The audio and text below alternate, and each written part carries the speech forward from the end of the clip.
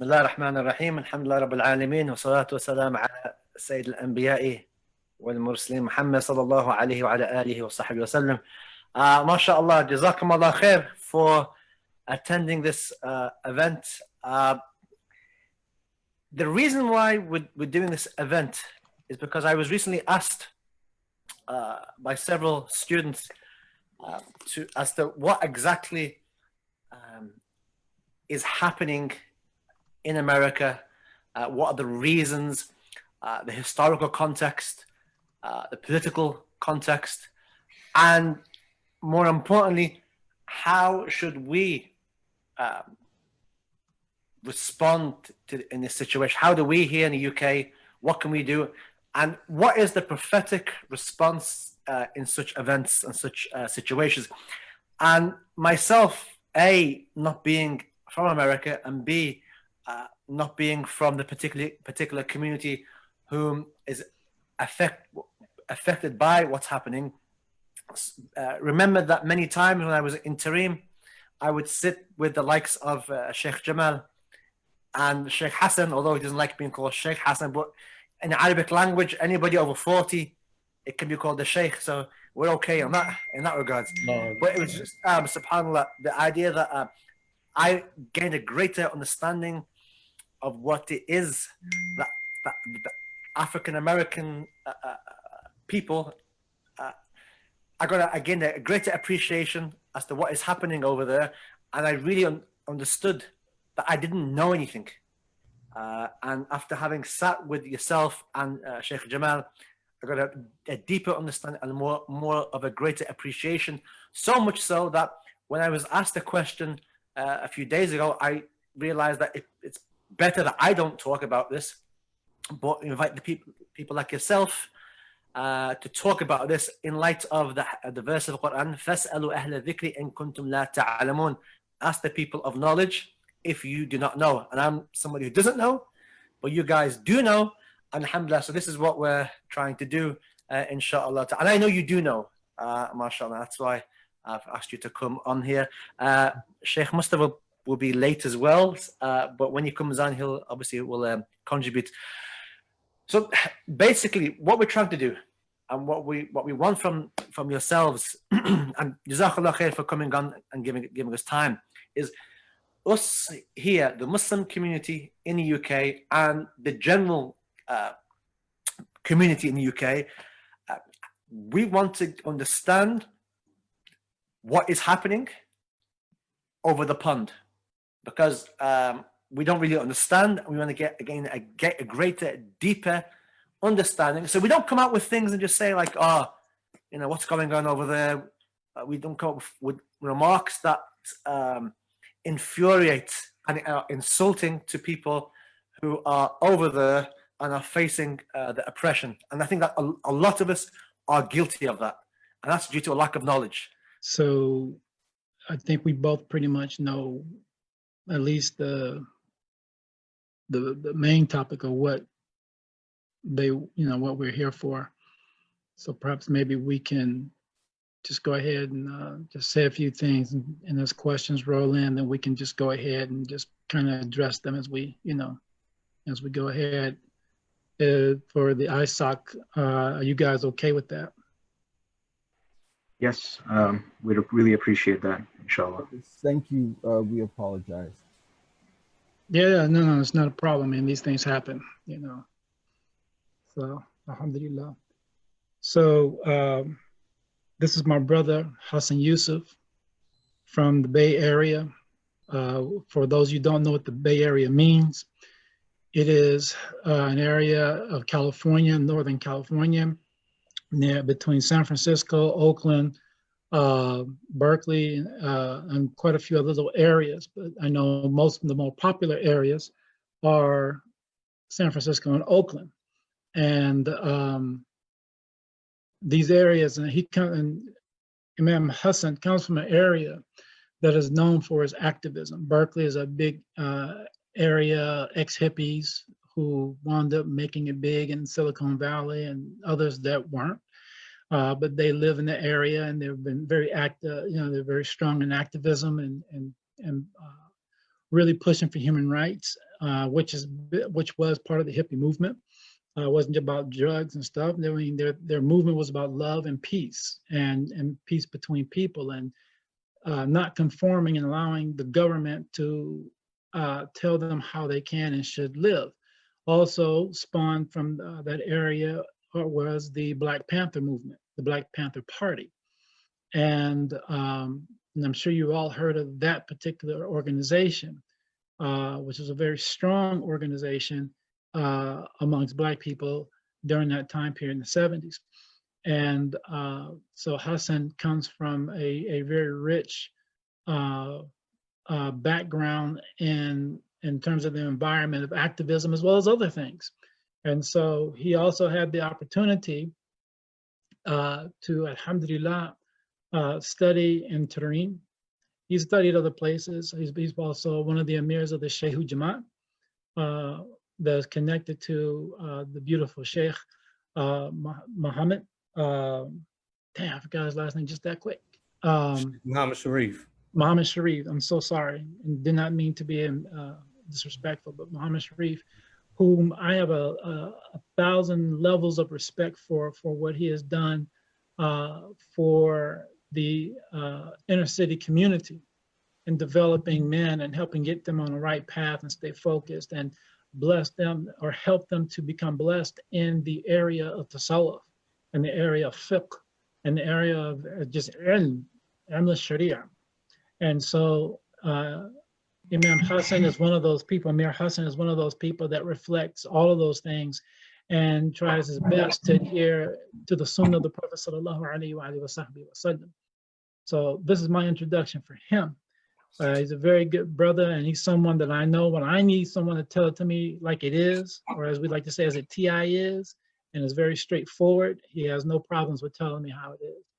So with that being said, Imam Hasan, I'd like for you to kind of address a little bit about what Imam Zane was asking in terms of your perspective on how things are and what's happening here in the US at this current time.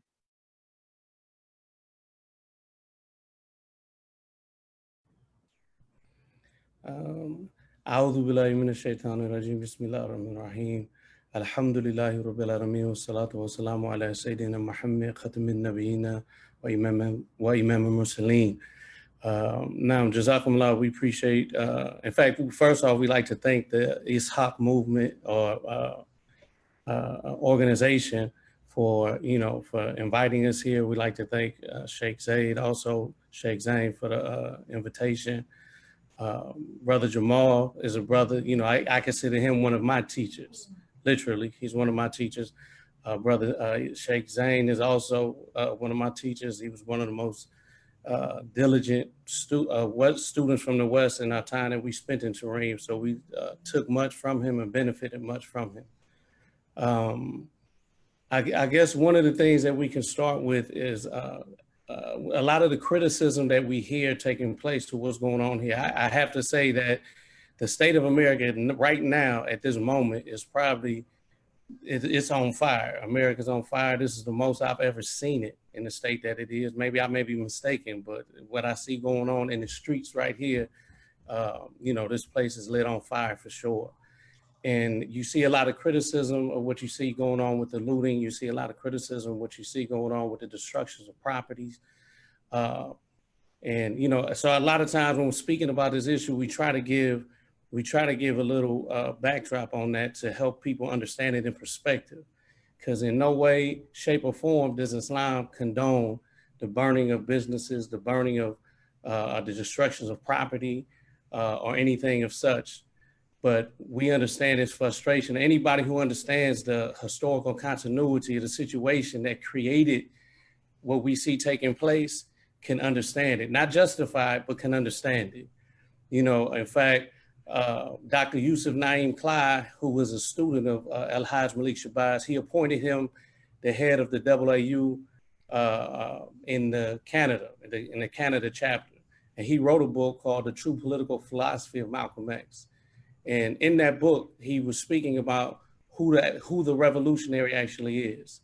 And when he said who the revolutionary is, he said it's not the one who can regurgitate a whole bunch of different, we can quote Che Guevara and Patrice Lumumba, Malcolm, and everybody else. He said the revolutionary is one who is witnessed so much injustice that either he will snap and become insane or he becomes that revolutionary. And I remember at one time I was sharing this with our Sheikh, and just a quick clarification. Sheikh Muhammad is our Sheikh, is our teaching Sheikh and our spiritual guide. But here in the United States, we're under the leadership of Amir Mustafa Ahmadu Bamba, who's our national Amir.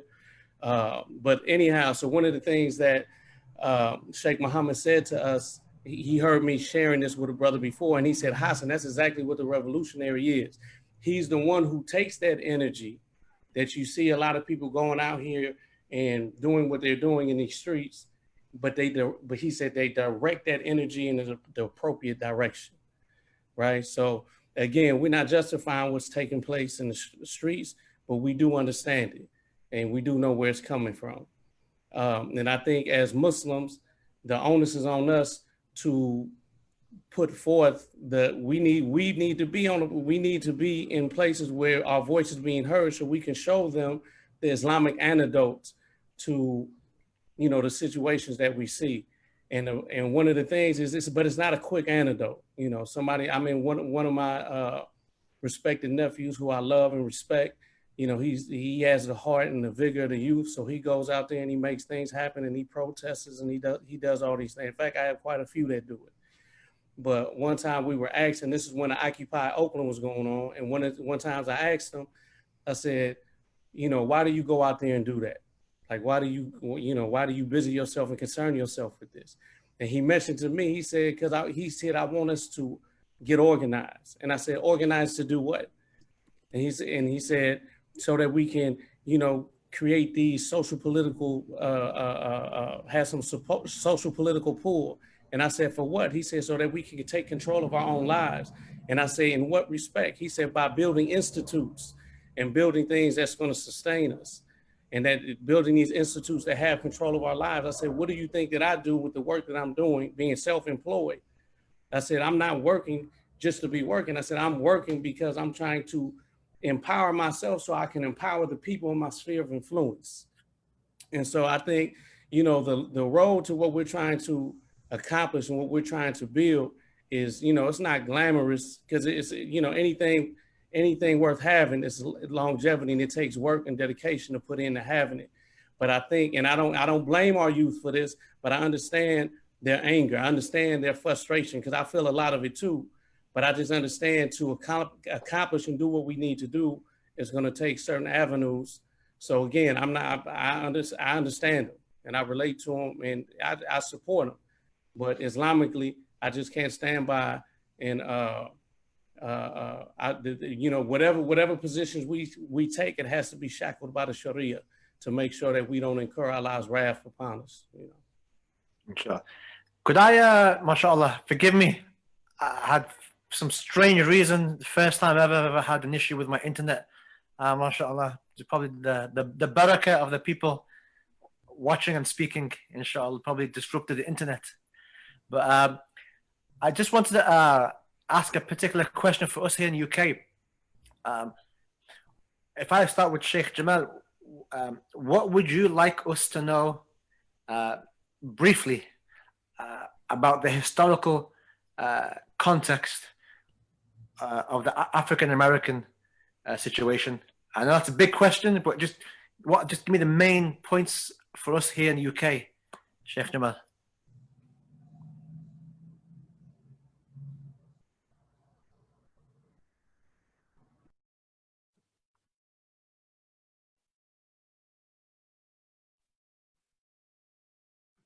All right, sorry about that. Bismillah ar-Rahman ar-Rahim. First of all, you need to understand this. Number one, I don't call myself African American. I'm a Black American. And I know for a lot of you guys, that's a little bit different, because the majority of the Blacks that are living in your country are either from Africa or they're from the Caribbean. And so you like to call them Afro-Caribbean. And now someone referred to me as Afro-Caribbean. I was like, I'm not Afro-Caribbean, bro. I'm a Black American, and I have my reasons for that. But the thing here is that people have to understand I know a lot of people get a little touchy when Black Americans let you know that our people came to America against their will. Most people that come to this country come because they want to be here. Our people came here because they were forced to. We didn't say, hey, you know, we'd like to go to the land of freedom and all this kind of crap. And let me say this first and foremost. I'm about to have a very real conversation with you guys, right? Because I was told we were having a conversation, not necessarily a program. So if you don't like cursing and these kind of things, you might want to just log off right now, because I'm just going to be very straightforward about a lot of what I feel, because that's what you asked me to do. You asked me to come in and talk with you guys, and this is not going to be Sheikh Jamal and all that business. This is your brother talking to you straightforward about these issues.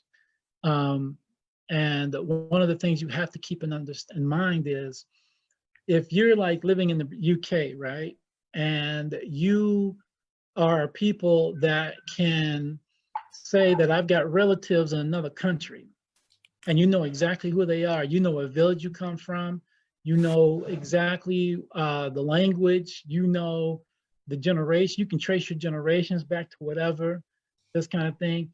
The last name that you hold, the last name that you actually have, you've had, and you know where it comes from, and you've had it for years. It wasn't something given to you.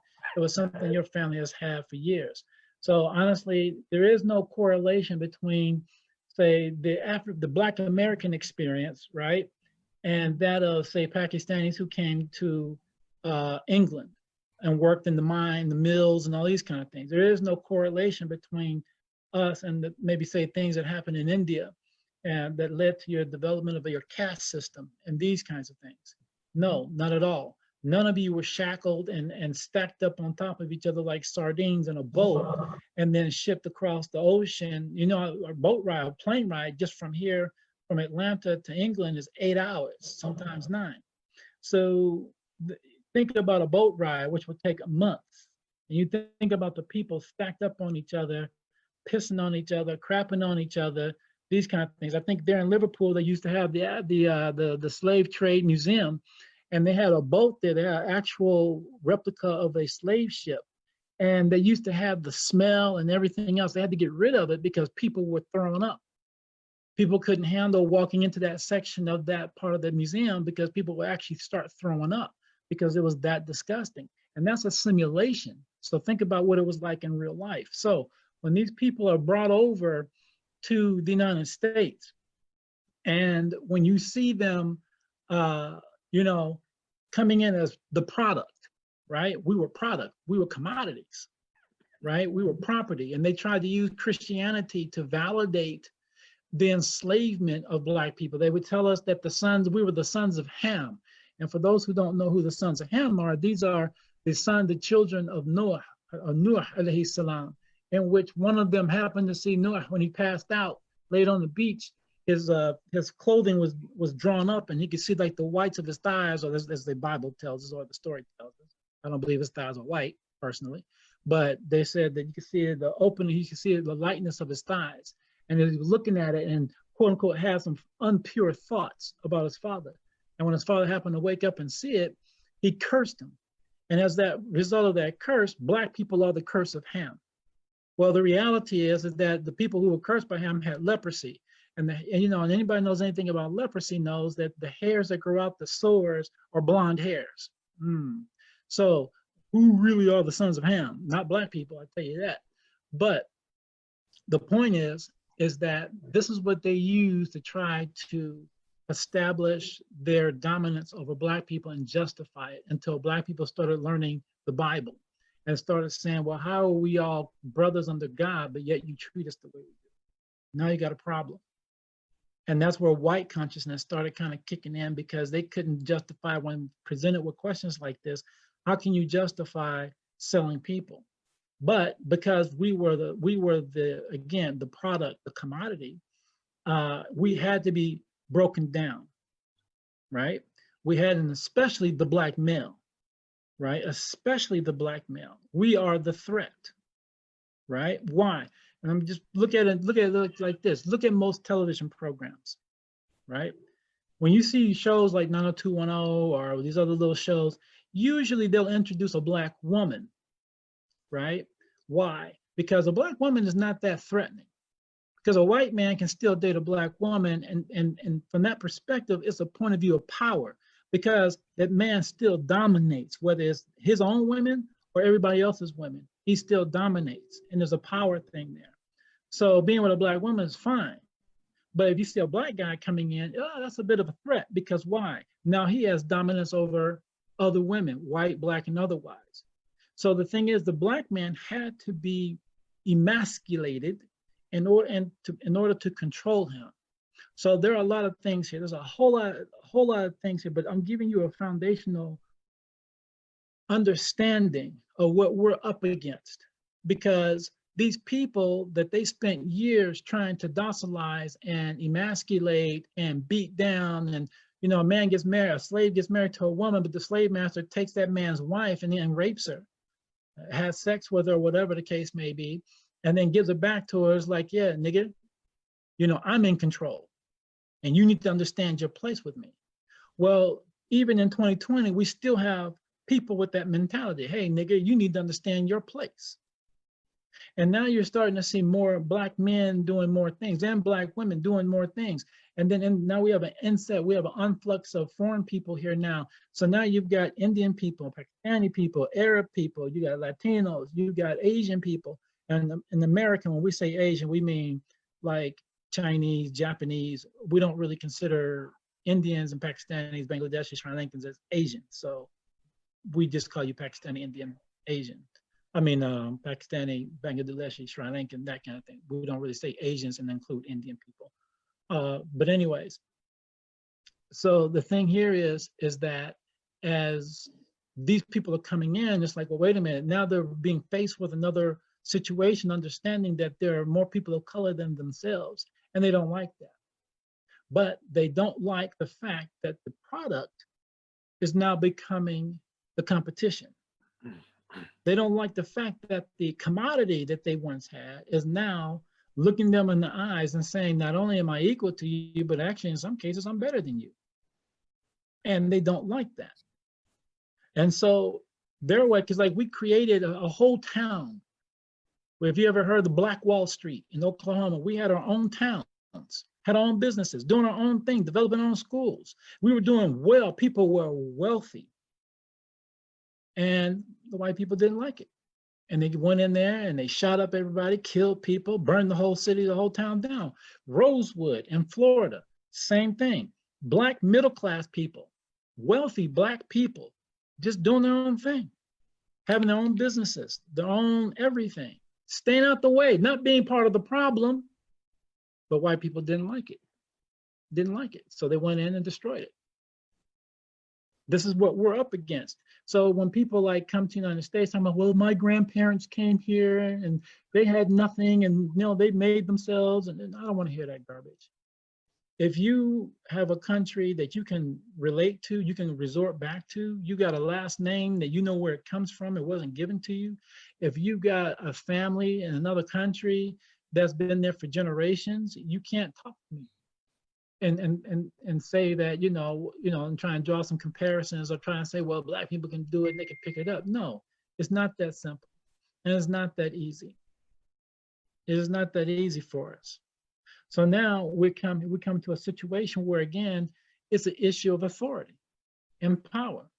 And right now, many people, because here in Atlanta, we didn't just deal with like people getting shot by police. We just literally a couple of weeks ago had 2 white men shoot a man that was jogging in his own neighborhood, because they said they came up to him saying, hey, came in the truck. Like literally they were riding around looking for somebody. They were looking for problems.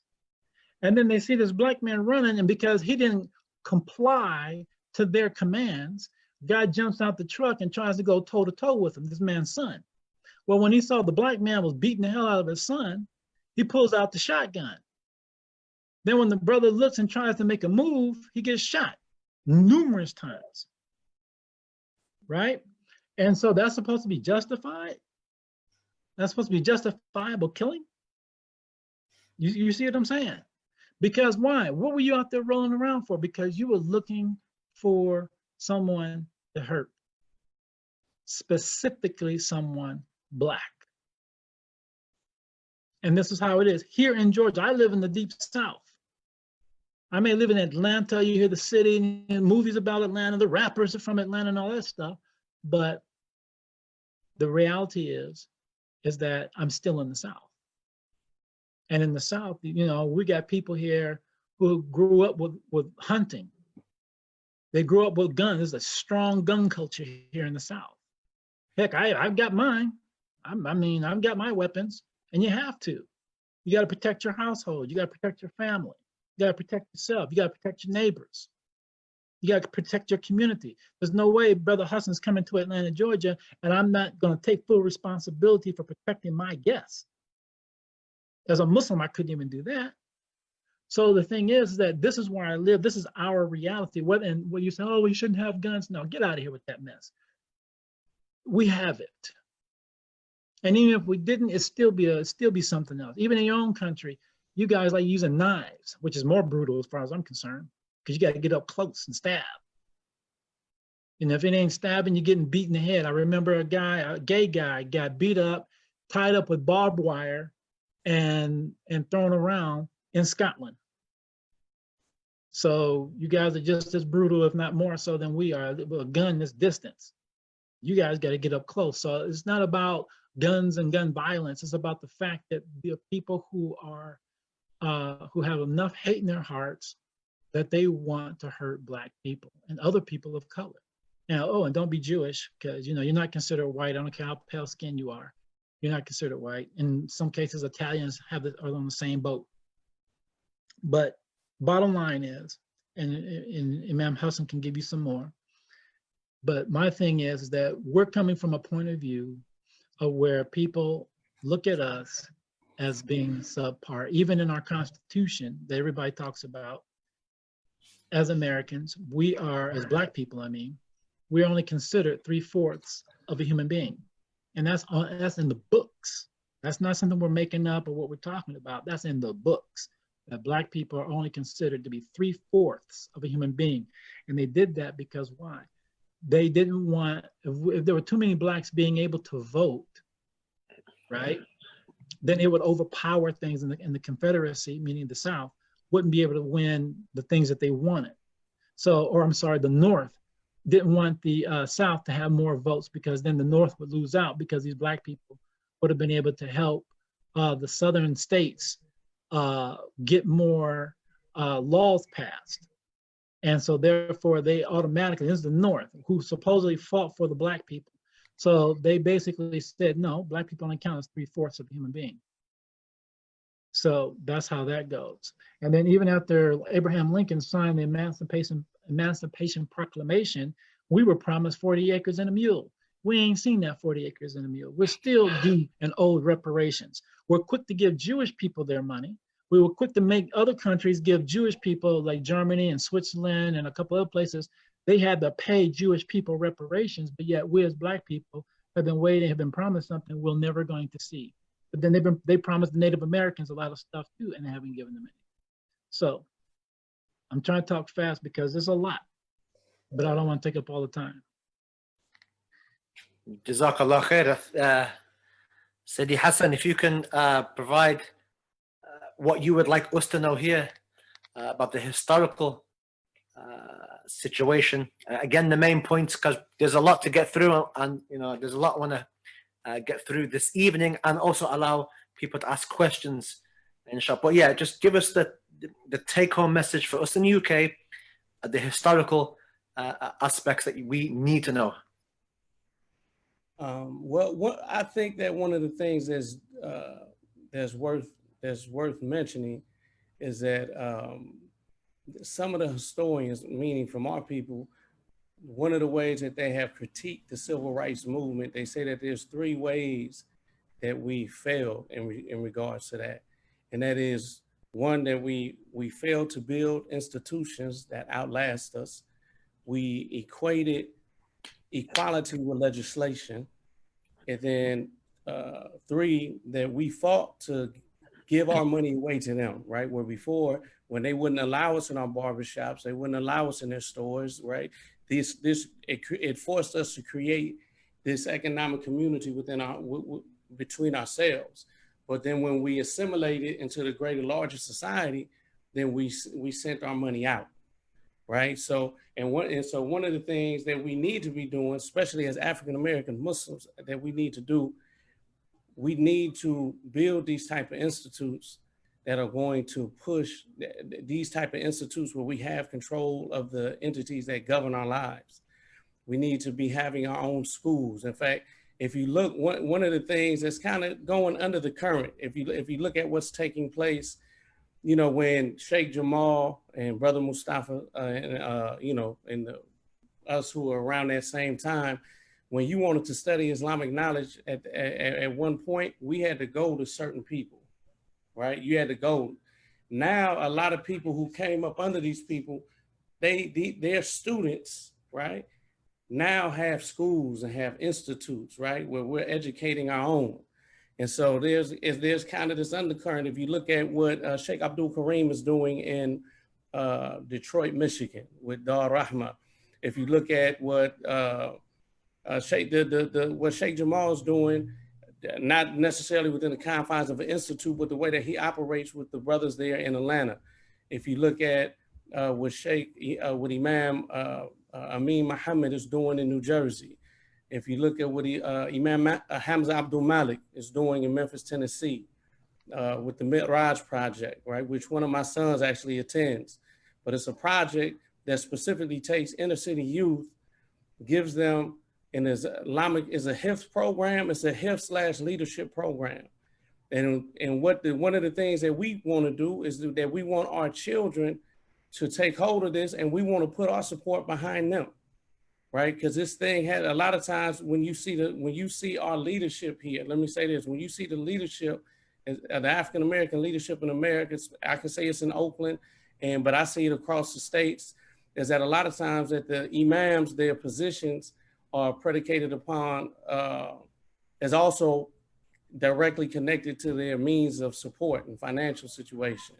And so a lot of times when they have apprentices, they look at them more as a threat than someone that they can pass the torch to, right? And so when you have in this affair of ours, you have two type of Muslims, I would say.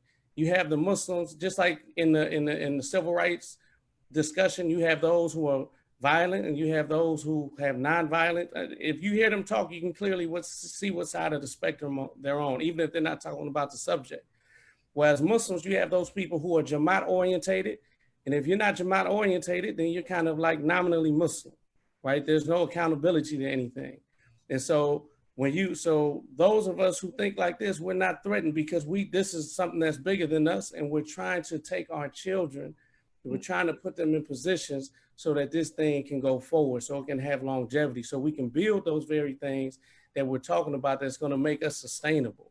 So the historical thing there is that we failed what I'm speaking about is things that we failed. This is what they said, that, you know, these were the shortcomings of of the movements of the past. You know, go ahead. So if you were to, in terms of the slaves that were taken from their country of origin and taken to America, they stopped off in Liverpool, and Sheikh Jamal obviously saw that the museum is a very difficult place to go to. But I believe that, according to research, a significant number were Muslims. Could you tell us a little bit about that? Yeah, there's different theories of as far as the actual amount. Some I've heard as low as, like, I believe 3 to 8, and then some even say that 1/3 of the Muslims that came over. In fact, if you go to the Lorraine Hotel, which is, they turned it to a museum where Martin Luther King was assassinated, you know, they kind of always start our history with this, with slavery, right? And in there, it kind of begins with that. But they have 4 historical figures listed when you see them. 3 of the 4 are Muslims.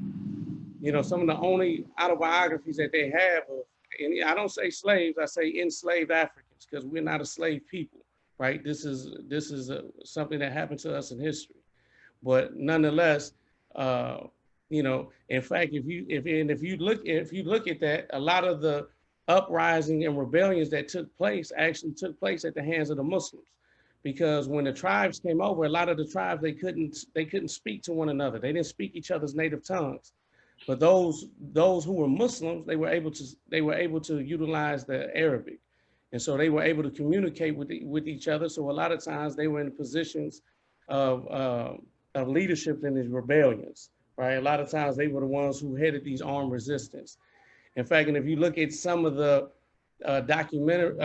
documentation that we have from so-called slave owners, right? We don't call them slave masters, but the slave owners. When they reference some of the Muslims who were in bondage under them, a lot of times they'll say that they were uppity, right? A lot of times you'll hear them say that they were, that they thought they were better than the others. But, you know, one of the realities that revolve around that, something that Sheikh Jamal was alluding to earlier, as soon as we walk into a room, you know, there's already a pre-notion of who we are and who we aren't. So immediately upon meeting us, we're either proving the stereotype that you already believe about us, right? I mean, how many times have people heard, "Oh, yeah, you're a real good brother," right? Why? Because it's what they call exceptional. I believe it's called exceptionalism. Well, basically, where they may see you different because they interacted with you. They say over 51% of white Americans haven't even interacted with anybody of any other nationality. And so when that takes place, what ends up happening, they see that we're human just like they're human, right? I mean, this is case studies, right? That their position will change once they have an intimate relationship. If it's in a relationship, if it's a co-worker, if it's just a friendship, right? But what ends up happening, they may change, a lot of times they may change their respect on you, but they may see your uncle, your daughter, your sister the same ways they generally seen your people before you. You know, and James Baldwin, he was saying, how is it, imagine our situation when the people who have control of our lives are people who are, for the most part, so ignorant that we can't even have a conversation to help better our situation, because they can't help but see us in the ways that they've been trained to see us. You know, it's interesting. You say that. You know, this idea of being trained to see. Sheikh Jamal, I want to bring you in here at this moment. What can be done to reverse this situation? And it's not going to be overnight, but realistically, what can be done there? And the next question, what can we do from here? Because this has gone worldwide. Even, like, you know, there's people drawing analogies to the Palestinian issues. I've seen pictures of Israeli soldiers with their knees on Palestinians, saying, you know, we know this happens, and we can't identify. So it's hit a nerve around the world, and people want to do something. All right. So I think the first question, what can you guys over there do, and what can we over here do to help you? So that's the two. And Hasan, that's going to come to you after he's finished, inshallah. Bismillah. All right. So Bismillah. So here's something I think that is interesting.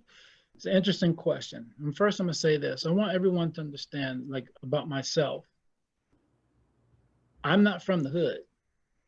Okay. I lived in the white suburban areas where my family was probably the only black family in the neighborhood. Or we were one of maybe 3 or maybe 4 families in some cases, right?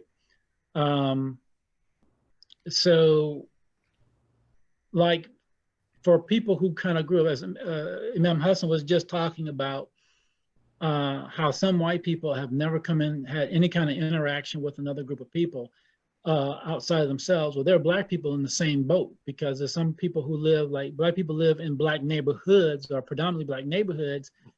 They don't know what it's like to be around white people. Even my own kids, had they not traveled to places like Yemen and Kuwait, they never would have known what it's like to be around the people, because we've always kind of had them in predominantly Black neighborhoods, and they went to predominantly Black schools, high schools.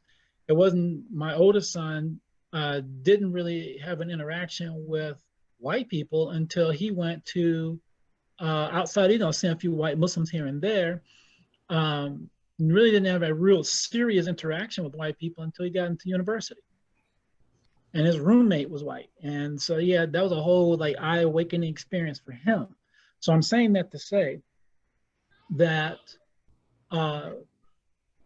we have to become broader, right? And as far as here in America is concerned, there is, you're not going to end hate. I just don't believe that, because people are always going to find a reason to hate. You look at a place like, either in the UK, Scotland, Ireland, right? Even England, right? Just amongst white people, they got problems with people who are ginger.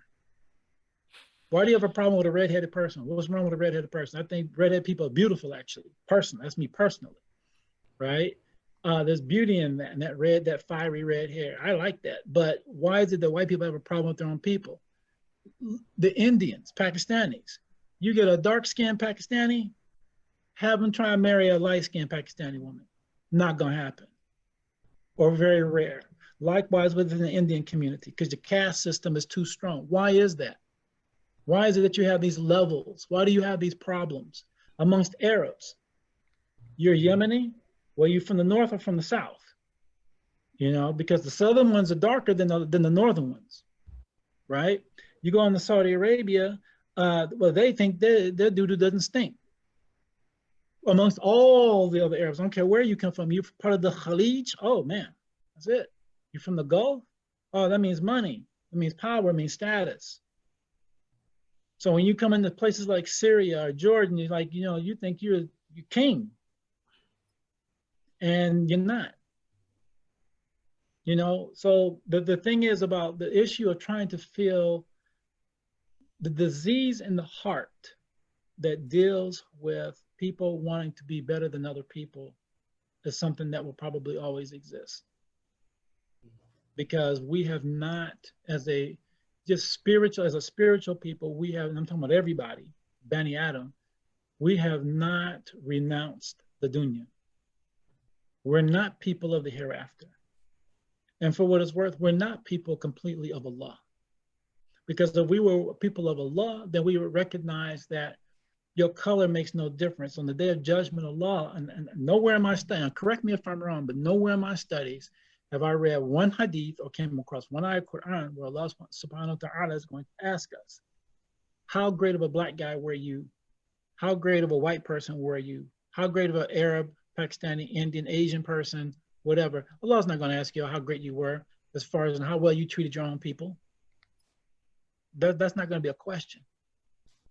Allah's looking at you in terms of how well you were as a servant and how did you serve his creation. And then we are sent here as vicegerents, meaning we're governors on this planet to take care of the people who can't take care of themselves and people who need assistance.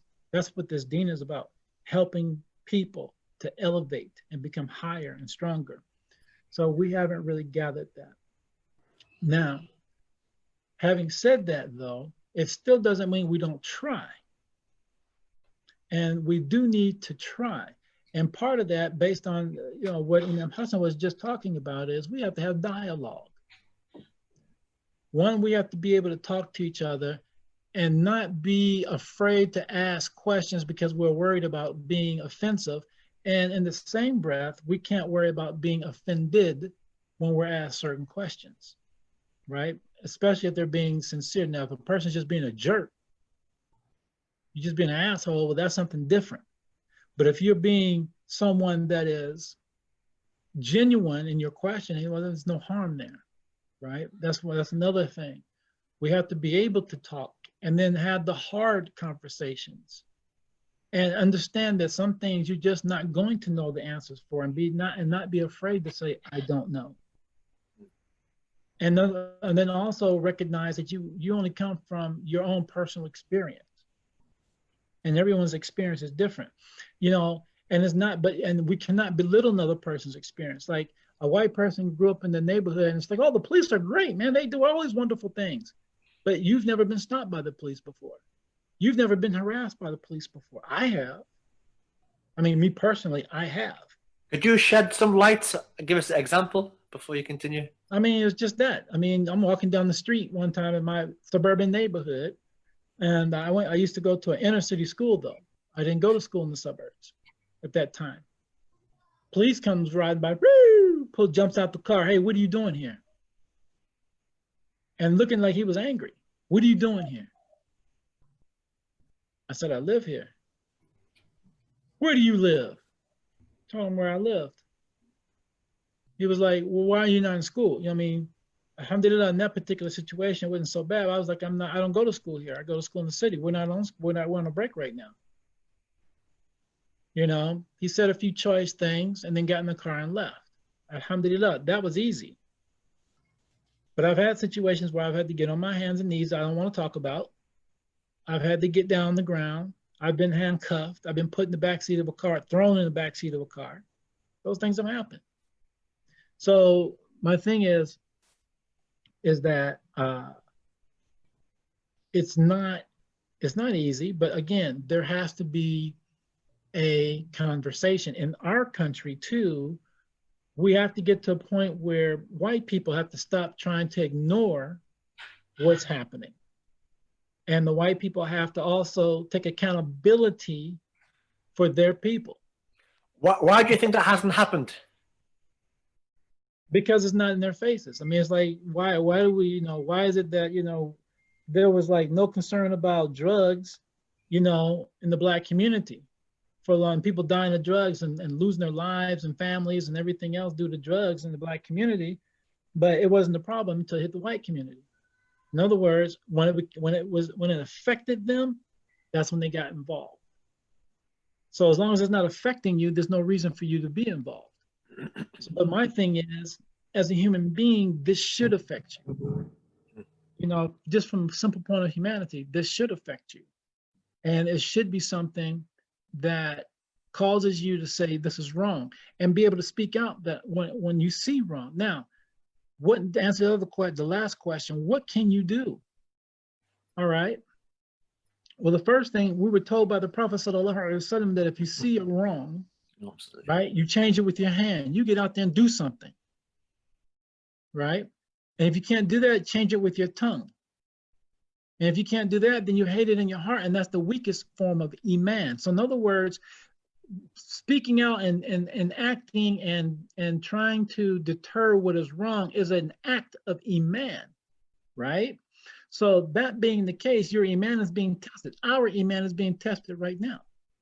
So what do? How do we speak out against this? Because many of us can't do anything with our hands, okay? In this particular case, you can't go out and protest. Maybe you can send a message via social media or something like that and say, I'm not for this, okay? That's cool. But sometimes I'm afraid that people are doing that just to be cool. Make you seem like they're down, for the cause. I'm an activist. Ooh, I'm a social media activist. Yeah.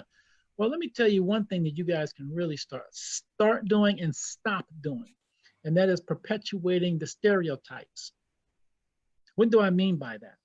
Well, when I was in England one time, I was doing a 12-day tour with a particular Islamic group there doing fundraising. And when I was riding around, I was with two Arab brothers from Manchester, and one Libyan and one Egyptian. And when we were riding around, the Egyptian brother wanted like, hey man, bro, we're gonna do this for show. You know what I'm saying, man? Ha ha. And he thought that was cool.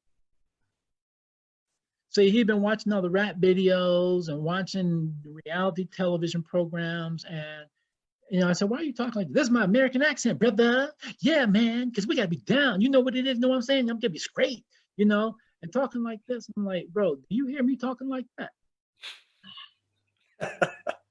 Do you hear me talking like that? No? I said, so why are you talking to me like that? This is my American accent, brother. This is not something I'm putting on for you. This is how I talk each and every day. So what makes you think that I talk like that? And what are you saying about Americans, specifically Black Americans? Because I asked the question, if I were Sheikh Yahya Rodas, right, one of our beloved white scholars, Muslim scholars here in America, I asked, would you talk to him like that in your American accent? He said, no. I said, so what makes you think you can talk to me like that? So you listen to all that rap music and you want to talk like the rappers and how you see them in the videos and how you see them in interviews and how you see them in the movies and all these things and the grills and all this business, and you want to talk and act like you hard amongst your friends and get your little pants sagging and you think that's cool. Rapping, what Dave Chappelle say, you're sitting in the car rapping the songs, and when they get to the nigga part, you're like, nigger, and all this business because you think it's cool. It's not. In fact, it's downright insulting.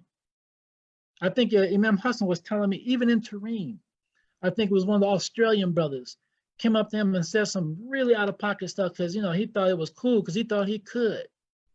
He thought he had permission to do that kind of stuff because it's in the rap music. It's in y'all's culture. So I can just talk to you like that because that's how you niggas are in the first place. And really felt like that. Not understanding he's being 1,000% wrong and offensive. And I told Hasan, and this is one of the things, Hasan is way more hood than I could ever be. And you see, I'm the one all riled up, and he's the one sitting all calm and cool and talking about James Baldwin and talking about these great authors and looking at this person's, his documentation and his work and his research and these documentations. The difference, you see the difference already. And see, me, I would have hit that brother in the mouth. Hasan offering us some tea. See, there's a difference.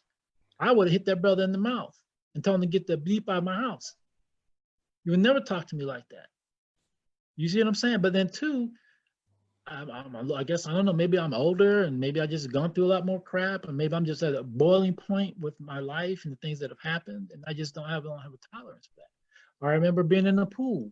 Another Arab brother from Australia, in Tareem, I jumped in the pool and smacked the water. And he said, brother, if you weren't so black, maybe, there'd be a big red spot on your back. And everybody got quiet. And I just looked. And I was getting ready to say something. One of the Habaib walked in and that just cut it all out. I couldn't say nothing. I said, Allah blessed him. Allah blessed him. Allah blessed him. And so you guys don't understand that. Or I remember in Damascus, a Pakistani brother walked up to another brother from Chicago, Imam Rami Muhammad, and patted him on top of his head. You don't pat a black man on his head. You think that's okay? Oh, your hair is so cool. Can I touch it? Oh my God. Okay. What? I'm not some, you're talking about, oh, you're so exotic. Man, do you know how offensive that kind of stuff is? So you ask me, what can you do? Well, first off, put yourself in check. That's the first thing. Stop feeding and bolstering these stereotypical things. Get rid of that kind of stuff in your own life, from your own person. When you see it from the people that are in your circles of friends and family, let them know that what you're saying and doing is wrong. Let them know that this is not permissible. Let them know it's especially as Muslims. Try to, even in your own communities, try to demolish and get rid of the hierarchies of your caste system or the racism that lies within your own ethnic group, and eradicate that. And maybe that might open up the doors for you to be a little more empathetic towards other groups of people. Those kind of things are also very, very important. You got to get rid of the racism within your own people. Well, first and foremost, within your own heart. And the discrimination that lies within your heart. And then that then expands out to the people in your household. So if you got a wife or a husband and children, then you got to teach them. And then that expands from that household to your neighbors, to your parents, to your grandparents, cousins, and then the people in your friend circle. And let them know that some of their behavior is just not acceptable, and you're not going to accept it.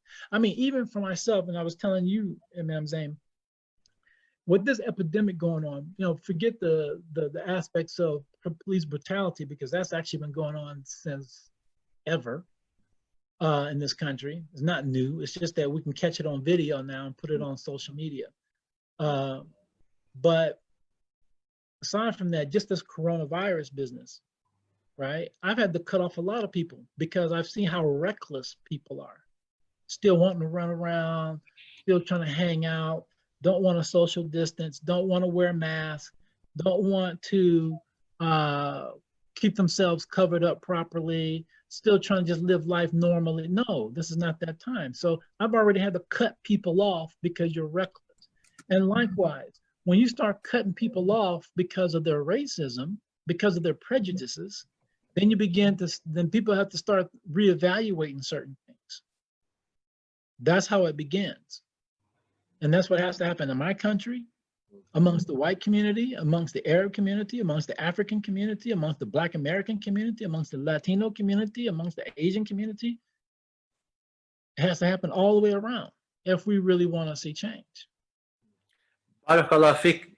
MashaAllah, I want to, it's difficult for me because the more you talk, the more questions I want to ask. And then I look at the other speaker and I go, okay, I got to bring him in, inshallah. But Sayyidi Hasan, again, the two questions, inshallah.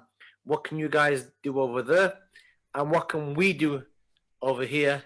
And one third question, if you give us an example of some of the brutality of some of the difficult situations. If you can give us one example, just to give us an insight into what you've experienced. Okay, alhamdulillah. For one, to tell you guys what you need to do out there, I can't answer that question. That's on you guys to answer. The man is on y'all for that. But to share some opinions of what I feel we should be doing over here is, I think the Muslims at this point, we're in a state of what you can call decentralized leadership, right? Where there's not like me, I have a Jamaat, I have a community, but the broader Muslim community doesn't operate in that way. And so until with the Prophet sallallahu alaihi wasallam, he said that there's three things we'll be questioned about on Yom Kippur. He said that we'll be questioned about our knowledge, we'll be questioned about our knowledge, our wealth, and our health. If a person is not actively teaching, that person should be in classes somewhere learning. If a person isn't actively physically engaged somewhere, a person should be conditioning themselves so they can answer the call when the call is given. If a person is not spending their wealth in Allah's sake, then a person should be putting their bodies where the work is being done for the people who have donated the wealth there. And this is, this is not something I hold other people to. This is kind of a litmus test in which I measure myself by. And so one of the things that I think that as Muslims, what we should be doing here in the decentralized state is that we should be trying to acquire skill set. We should be, if that's building wealth, if that's exactly acquiring skills, if that's, building networks with other communities, so that when it is time for us to come together and, organize, that we come to the table, people not who draw the resources, but people who bring solutions and bring something to the table to benefit the whole. So I think that's what we, as individuals right now, because a lot of people are like, well, what can I do? That's what we need to be doing. That's what, if that means me working out, if that means me starting my own business, if that means me supporting this person's other business, then I'm talking about us as Muslims. And something that we can do collectively is we have to network. We need to build confederations with each other here, and we can put aside our differences and come together collectively on the things that we do agree upon, right? And look out for our own best interests. So I think, if we get along this foot by doing building these very institutes and things that we said are striving to pull them together to build these things that have control of our lives. Like one of my son asked me, he said, Abu, I have a lot of things that I want to do. And, I can't really figure out exactly what I want to do. This is some time back, but one of my sons said this to me. I said, son, every man has to know what he's about. Every man has to know what his focus is. And when you know what that is, then this is something that I try to do at, I'm 46 years old, something that I try to do at the age that I am now. I try to, anything that's not, we can have these grandiose ideas and these lofty, things that we want to achieve and accomplish in these visions, right? But if the every single day things that we allow to preoccupy our time is not reflecting, is not going in that direction, then we just spinning our wheels, and we're going to be having these conversations, for time and time to come. So, so I told him, I said, know what it is. And alhamdulillah, he already knew what was his primary concern. But we all, as Muslims, we need to know what our primary concern is. And that's establishing Allah's rule in these lands, wherever we are. Putting Allah first and foremost, right? And doing whatever we have to do to bring that about, right? I mean, think about it. When you build schools and you're building communities and we building our own institutes, right? What are we doing? We're actually putting a niche that belongs to Allah on this earth, right? So that's the work that we need to be busy with. And that's not no grandiose, far-fetched, far-reaching thing that we can do. That's on the ground. There's some of us who are already doing this and trying to call on others who are doing it to, so that we can assist one another. Inshallah. I hope that answer gave you. MashaAllah. Could you give us an example if you feel comfortable? Just to give us an insight, because for us in UK, our police here don't, for the majority of the time, don't carry guns. But your police do, and unlike America, in which you can walk into a Walmart and find all guns, we walk into Asda or the supermarket here, and we'll find brooms and sticks and mops. We don't find the kind of things you guys do, and the right to carry arms. So it's a very different context here. I think for a lot of us here in the UK, the level of the brutality of some people within the police force, I think for a lot of us, it's lost. We don't really see it unless in the movies or when it's captured. But so if you feel comfortable, if you don't, I understand. But if you do, let me share this. It's not really what you're asking, but I mean, it's actually what you're asking, but not in sharing a story. I remember when Philando Castro was killed, and either the day before or the day after, there was another gentleman. His name slips my mind right now, but he was killed. And I remember at the time that happened, I had went into such a depression. And this is common. This is common for us to deal with. This is common for us to go through this. And I started to go through somewhat of a depression. And people who I'm in contact more than others, I was like, just you're gonna have to forgive me for a little bit. I'm gonna go off the phone. I'm gonna kind of go off the grid for a little bit and just kind of give myself some time to myself. Because these things can really put you in a bad state. Like in fact, I haven't watched any of the footage of people who have died since then, because it puts me in a certain place, right? It puts me in a certain place. So I don't like, and I know many other brothers that's like that. But anyhow, and the day that this happened, the day that I, when people call, and a few people I reached out and called, I would just say, I'm gonna have to take some time off to myself. And it was the same that night. I forget the brother's name, but this is when a brother in Dallas, Texas, he went on a rampage and he killed like 5 police officers, I believe, in Texas, 4 or 5 police officers in Texas, right? And when I was sitting there watching the film, to keep it 100%, it brought me out of that funk that I was in. It brought me out of, like everybody else in the building, because I went into a store and everyone was watching the news and everybody was appalled, right? And I'm not trying to sound like a monster, but I was looking at the thing and it brought me out of my funk. I actually, it felt like, and to explain it, right, Frederick Douglass said this.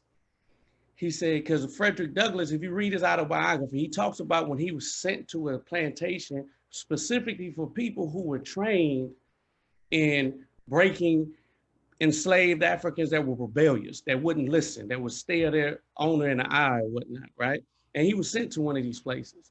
And he says one day he was by himself in the middle of the cotton field. And he said while he was there, the guy, whoever this guy he described him, he said he was a terrible person. There wasn't an ounce of good in him. And he said he walked up to Frederick Douglass. Unexpected, Frederick Douglass was picking cotton and it socked him in the side of his ear, right? And Frederick Douglass said he turned and he beat the brakes off that dude, right? Physically just, devoured him. And then he said, he was speaking to abolitionists or whatnot. And he says, many of you may read this, and may look at this and think this is barbaric, right? He said, but only someone who has suffered the shackles of bondage can understand the liberating feeling that I felt in that moment, right?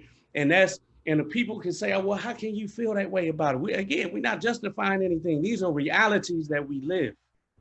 And so what it is when you sit there, a brother called me at the same time. I mean, it might have even been the same day. And this brother called me crying, this is a brother my age, maybe 2-3 years older than me, having a nervous breakdown, crying on the phone. And he was calling me because he witnessed the same footage that I did. And he was calling me to say, I can't take it no more.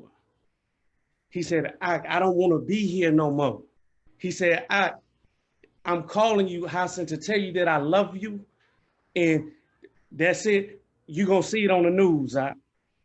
And I had to talk this brother down because he wanted to go out there and do what the brother in Dallas did, right?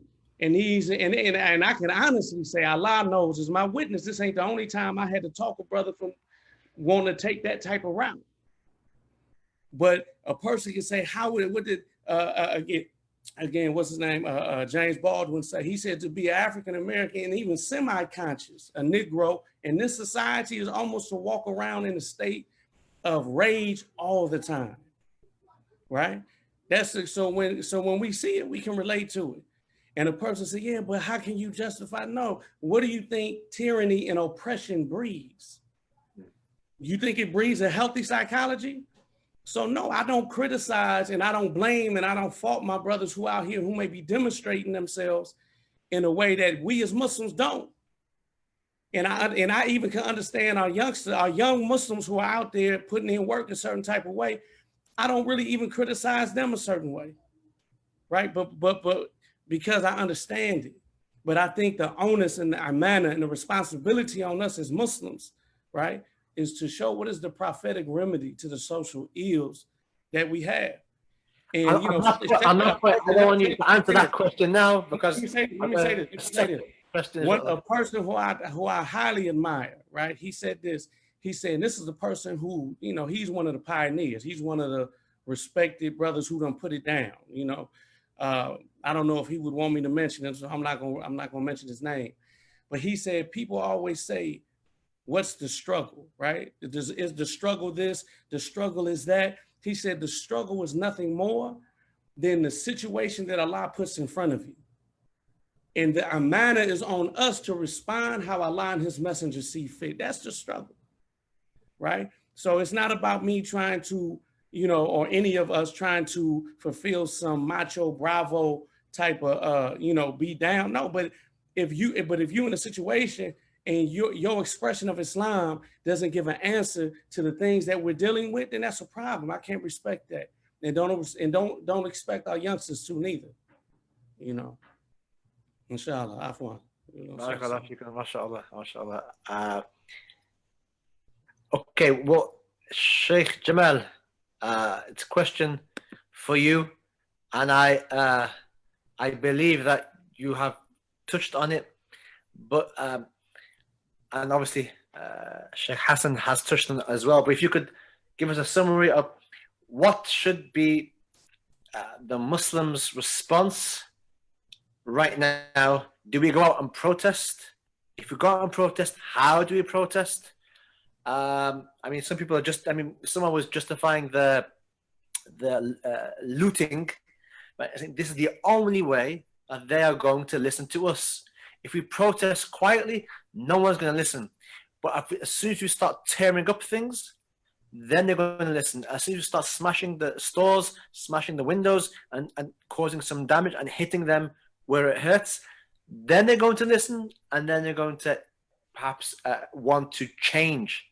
But this peaceful thing, no. And somebody I was watching the news. He said subhanallah, Martin Luther King is gone. We don't need that right now. We need Malcolm X and other type of figures in their militant phase. That's what we need now, because that's what needs to be portrayed, and people need to listen to that. So I don't know what you feel on that. Okay. All right. So the first thing I think about that is this. As far as as Muslims, we stand for justice, right? We stand for justice because we follow the just, capital J for just, meaning Allah subhanahu wa ta'ala. Like, for instance, I'm not pro-Muslim, right? What I am is pro-justice, pro-truth, right? Because justice is with Allah, truth is with Allah. I'm on Allah's side. I'm not on anybody else's side. I'm on Allah's side, right? So now when an injustice occurs, we have to step up and speak against that injustice. Like our teachers taught us, Habib Ali al-Jafri once said to me, that even when people speak out against scholars that you probably don't even agree with, you don't let people just talk about the ulama just any old kind of way, period. You defend them, right? Even if they don't agree with you. It's just like he used to tell me, like I used to complain because like I was like the worst student. And I was complaining to him about that. And he said, do you really want to be ahead of your your peers? I said, yeah. He said, well, then you have to sincerely want them to be ahead of you, right? So I said, okay. And I had to think about that for a long time. So You said that again? That if you truly want to be ahead of your peers, then you have to sincerely want them to be ahead of you. And so I had to digest that for a while, and when that realization came, that's how I became. That's what I was. I was that person who sincerely wanted the people to be ahead of me, and they are, as far as I'm concerned. But the point I'm trying to make is that when we're talking about I had like 5 thoughts in my head at one time and got lost. Anyways, just say what I got to say. When we're looking at what is the best method, we have to be people of justice, or period, point blank. Okay? Now, being just, how do we deal with that justice? By protesting, by getting out and saying things? Yes, that's one thing. Peaceful protest. Well, here's the thing. When you are talking about a message, you're trying to get across a message. We don't like this, we're not for it, we want change. Okay.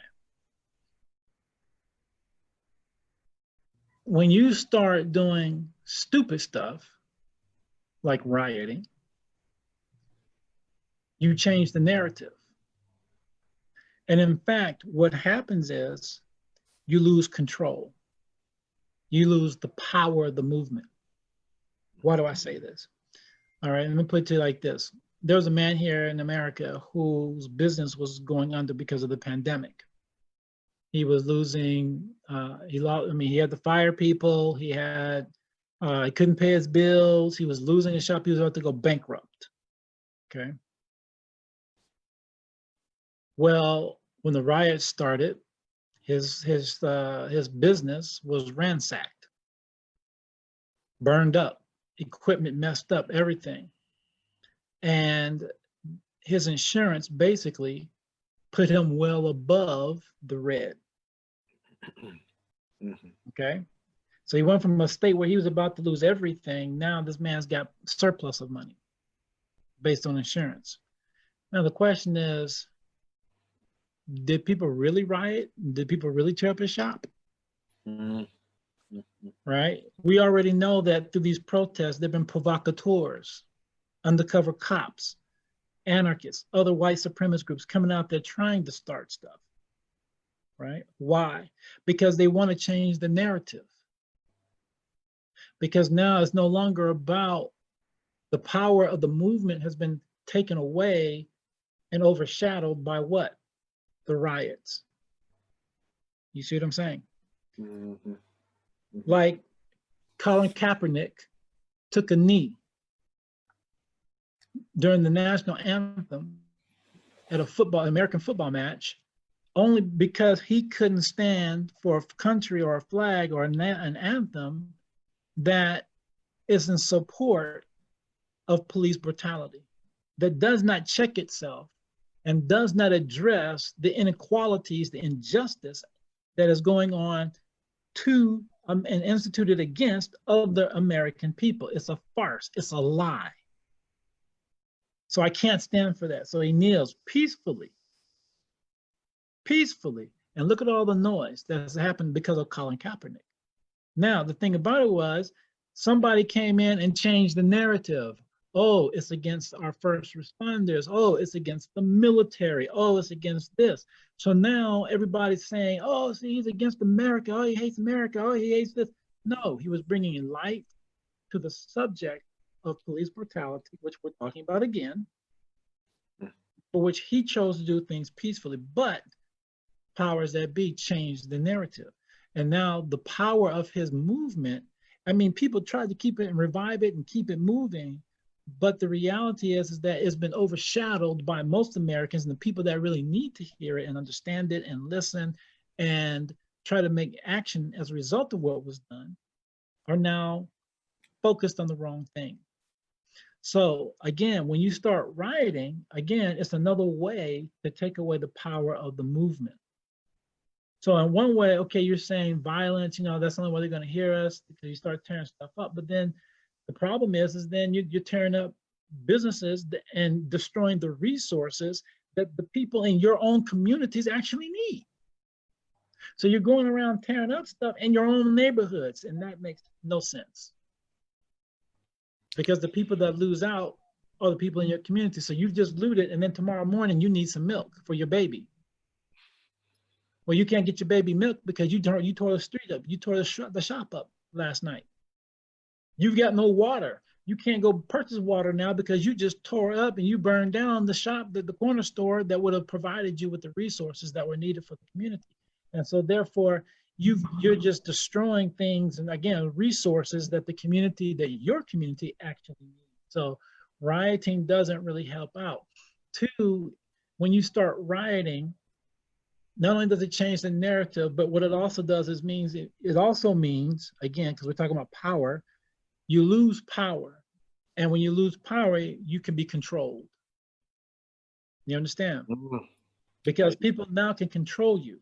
Because now we understand, oh, we know how to maneuver these people. Like, for instance, you want to control the Muslims, you want to make Muslims look bad, go burn a Quran. Or go draw a picture of the Prophet ﷺ and watch them, just watch what happens. Just watch the Muslims, they're gonna go crazy. That's why they're barbaric. Oh, they're savages, they're gonna tear up everything.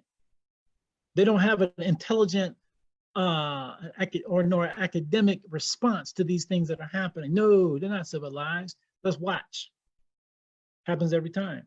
And then in the midst of the riots, guess what? We can start doing other little things. See, we can get them to be our distraction as we go and do what? Other little things. And this is no different. So you start trying to get into rioting and things like that. Well, then you're just opening up the door for other little things to happen. And again, like we said, I was mentioning that story about the gentleman whose business burned down. Again, the question is, did it really burn down because people just really rioted, or did he send some provocateurs to go and tear it up? Or while the riots were happening, he paid some people to go out into the crowd, and as soon as the riots start, I want you to burn my shop up. You see what I'm saying? People find profit in these things. And so you're giving people the leverage to utilize lack of control. So again, you lose the power of the movement. Now, I agree that a protest that does not end up with policy was a waste. I do agree with that. I do agree with that. I agree with the fact that it needs to be more than just a protest. I mean, when people were protesting against Wall Street, sleeping out and camping out in the middle of the streets in New York and these kind of things, and these were white people that were doing it, okay, it was great, they did it, they made a statement, but it changed nothing. Wall Street still continued on as it does and always has been. So you didn't really provide much change there. But I think that, and two, let me go back to what you said about Malcolm X. Malcolm X and his issue by any means necessary, Malcolm X was not a, supporter of senseless rioting. If you understand anything about the Nation of Islam and himself, these people were organized. Mm-hmm. Mm-hmm. Right? These people were organized. So, in violence, meaning, and he said it himself, if a man basically slaps you, you ain't gonna turn the other cheek, you're gonna try and knock him out. So in other words, he's talking about self-defense. We're going to defend ourselves by any means necessary. We're going to protect our families by any means necessary. You know, like Hasan was saying, he had to talk these brothers down because he loved them and he wanted to protect them because these guys are upset. But now these guys go out and do what they do. Now Hasan's got to go and try and protect this man's family. He's got to, because he's part of a community, as he's been mentioning. So now as a community, you got to take care of this family. You got to take care of this man's children, these kind of things. And this, that's a lot. That's a lot. Brother, you're not helping the movement if you're behind bars. You can't help me to build, which is what Imam Hasan was also talking about. I can't build my institutions. I can't build those things that are going to put us in a different level, as Imam Malcolm used to say, that if you, when we are part of the haves and you have, then guess what? You got to talk to me at the same level, right? You got to talk to me eye to eye, man to man. But if I'm still at this level of degradation, it's going to be hard for me to have this conversation, and I'm going to be doing the same wild stuff. So you got to help me to build so that we can come from a point of view of our own power base. And that's very important. So to get out there and say, oh, they're not going to listen, they're still not going to listen. Because what you do when you riot is they're not listening to the movement. Now they're focusing on people robbing, because the minute you start tearing up stuff, people don't just tear up stuff, they also steal. Now you've become a criminal. And once you become a criminal, now you've opened up the door for getting your butt kicked by the police when they catch you. You open, and they can say you resisted and you weren't compliant and these kind of things. And so now you've given them reason to kick you behind, right?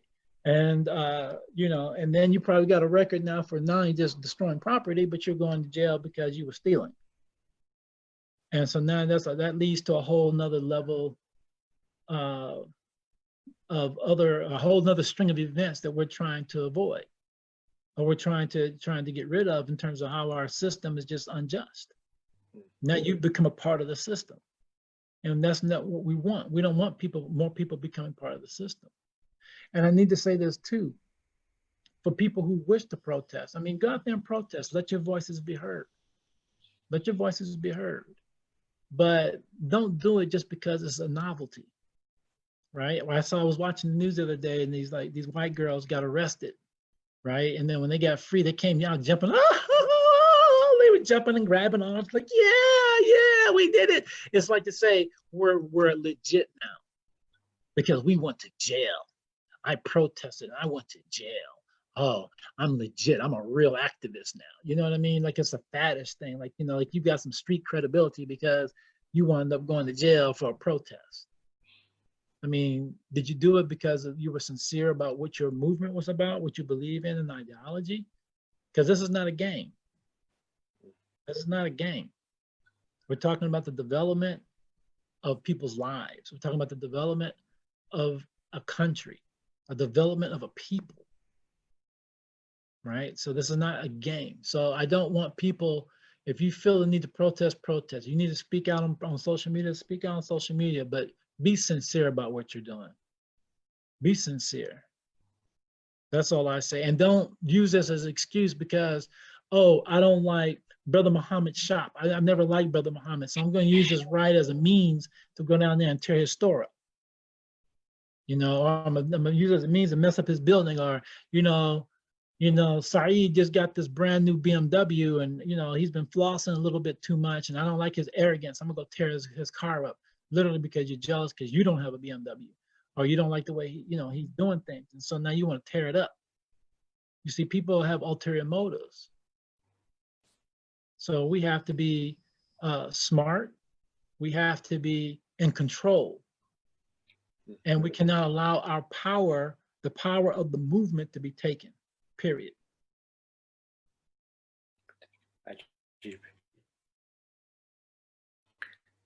Sayyidi Hasan, mashallah. I forgot what the question was that I asked Sheikh Jamal, because he's, mashallah, there's just so much he said. But I think it's the issue of protesting, and some of our youth saying that if we don't protest and tear things up and loot, No one's going to listen. We've tried the softy approach. We've tried the peaceful marches. They don't listen. We've got to hit them where it hurts them the most, which is financially. So we tear up all the shops and do all this thing, and then they're gonna listen. What's your view on that? I mean, I think, but now for one, I don't measure non-Muslims by the same measurement that we hold ourselves as Muslims, right? So I'm not going to tell a non-Muslim that he's wrong. I can tell him I don't agree with it, and as Muslims, we don't think it's wrong. I mean, that we believe it's wrong, but I'm not going to necessarily tell him he's wrong for going out there and responding in a way where he feels he's trying to get his point across. But what I will say, when people always say that they're trying to, hit them in their pockets, there's something that's more important to these people than their pockets. Now, their pockets matter. Don't get me wrong. They, when Saddam Hussein changed it from the dollar to the euro, he got wiped up out of there. And there's plenty of other situations like that, right? But nonetheless, so you play with their money, they'll come get you. But more than money is their control and power, right? And when you're talking about the very few people, we're talking about families. We're not talking about one individual or whatnot. The people who actually control the so-called establishment, the powers that be, right? I mean, these people, they have, just limited resources and monies. All their businesses are insured. When you hurt their businesses, they actually come up, right? They actually, situation, I think that was maybe a smaller business, what Jamal mentioned, but it's the same thing. Who it hurts are the people who work at these places, right? And the small business owners. In fact, I just had a meeting with one because some of my beloved, beautiful nephews, I don't know if they're going to see this, but I love you, so don't be mad at me for keep bringing y'all up. Is that, because there was a little altercation and this brother felt like his store was about to be destroyed. So, and this brother's Muslim himself, Black-owned business. In fact, in Oakland, it's the only Black-owned district in not just Oakland, but in California, the entire West Coast. And so, on this particular block, there's one African-American gentleman that owns the whole block, and every store is a Black-ran store, right? And so we went and sat down with the brother. And one of the things he said, I don't know the legalities around his contract or whatever, but he was just like, because anyway, he couldn't be insured in a certain type of way. And he said, if they burn my store down, he says, I'm done. His situation's over with if they destroy his store. So I think it's really juvenile to think that you're hurting those people, right? Even if the economy crashes, which they don't want it to crash, but look at economists and people who study the past economies, right, of different civilizations. You know who bankrupt, who benefits the most in those situations? Where the rich, the very people who they're the ones who they got their financial portfolio is, you know what I'm saying? This much in precious metals, this much in natural resources, stocks in this country, you're not harming these people, right? But what you are harming, you are disrupting the flow of society, which they don't like.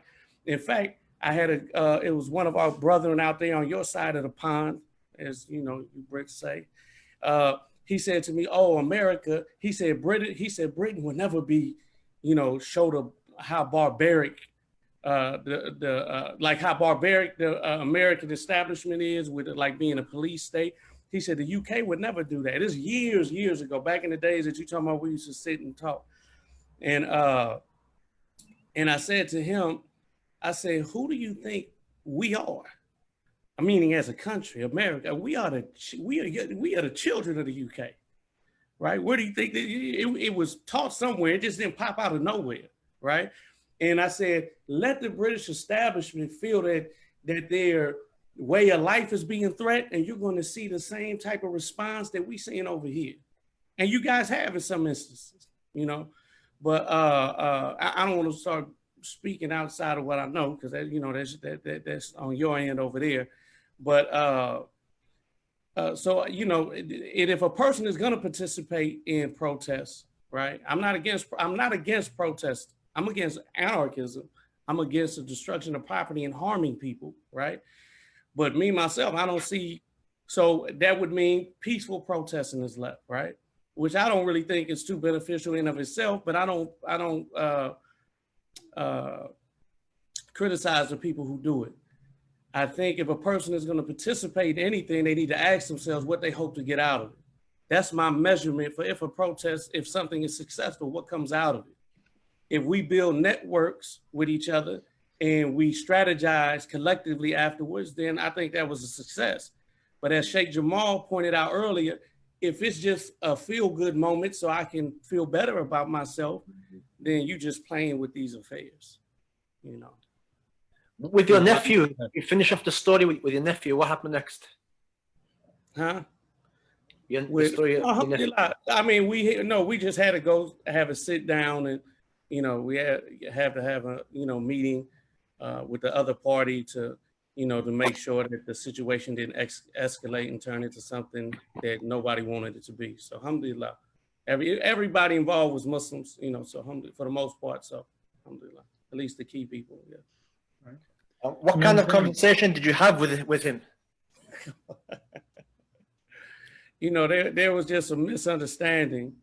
There was a misunderstanding that took place, and one of the non-Muslims, right? One of the non-Muslims who owned one of the stores on the block, he pulled a weapon, right? He didn't point it at him, right? But he pulled a weapon, and it was just a lot of chaos.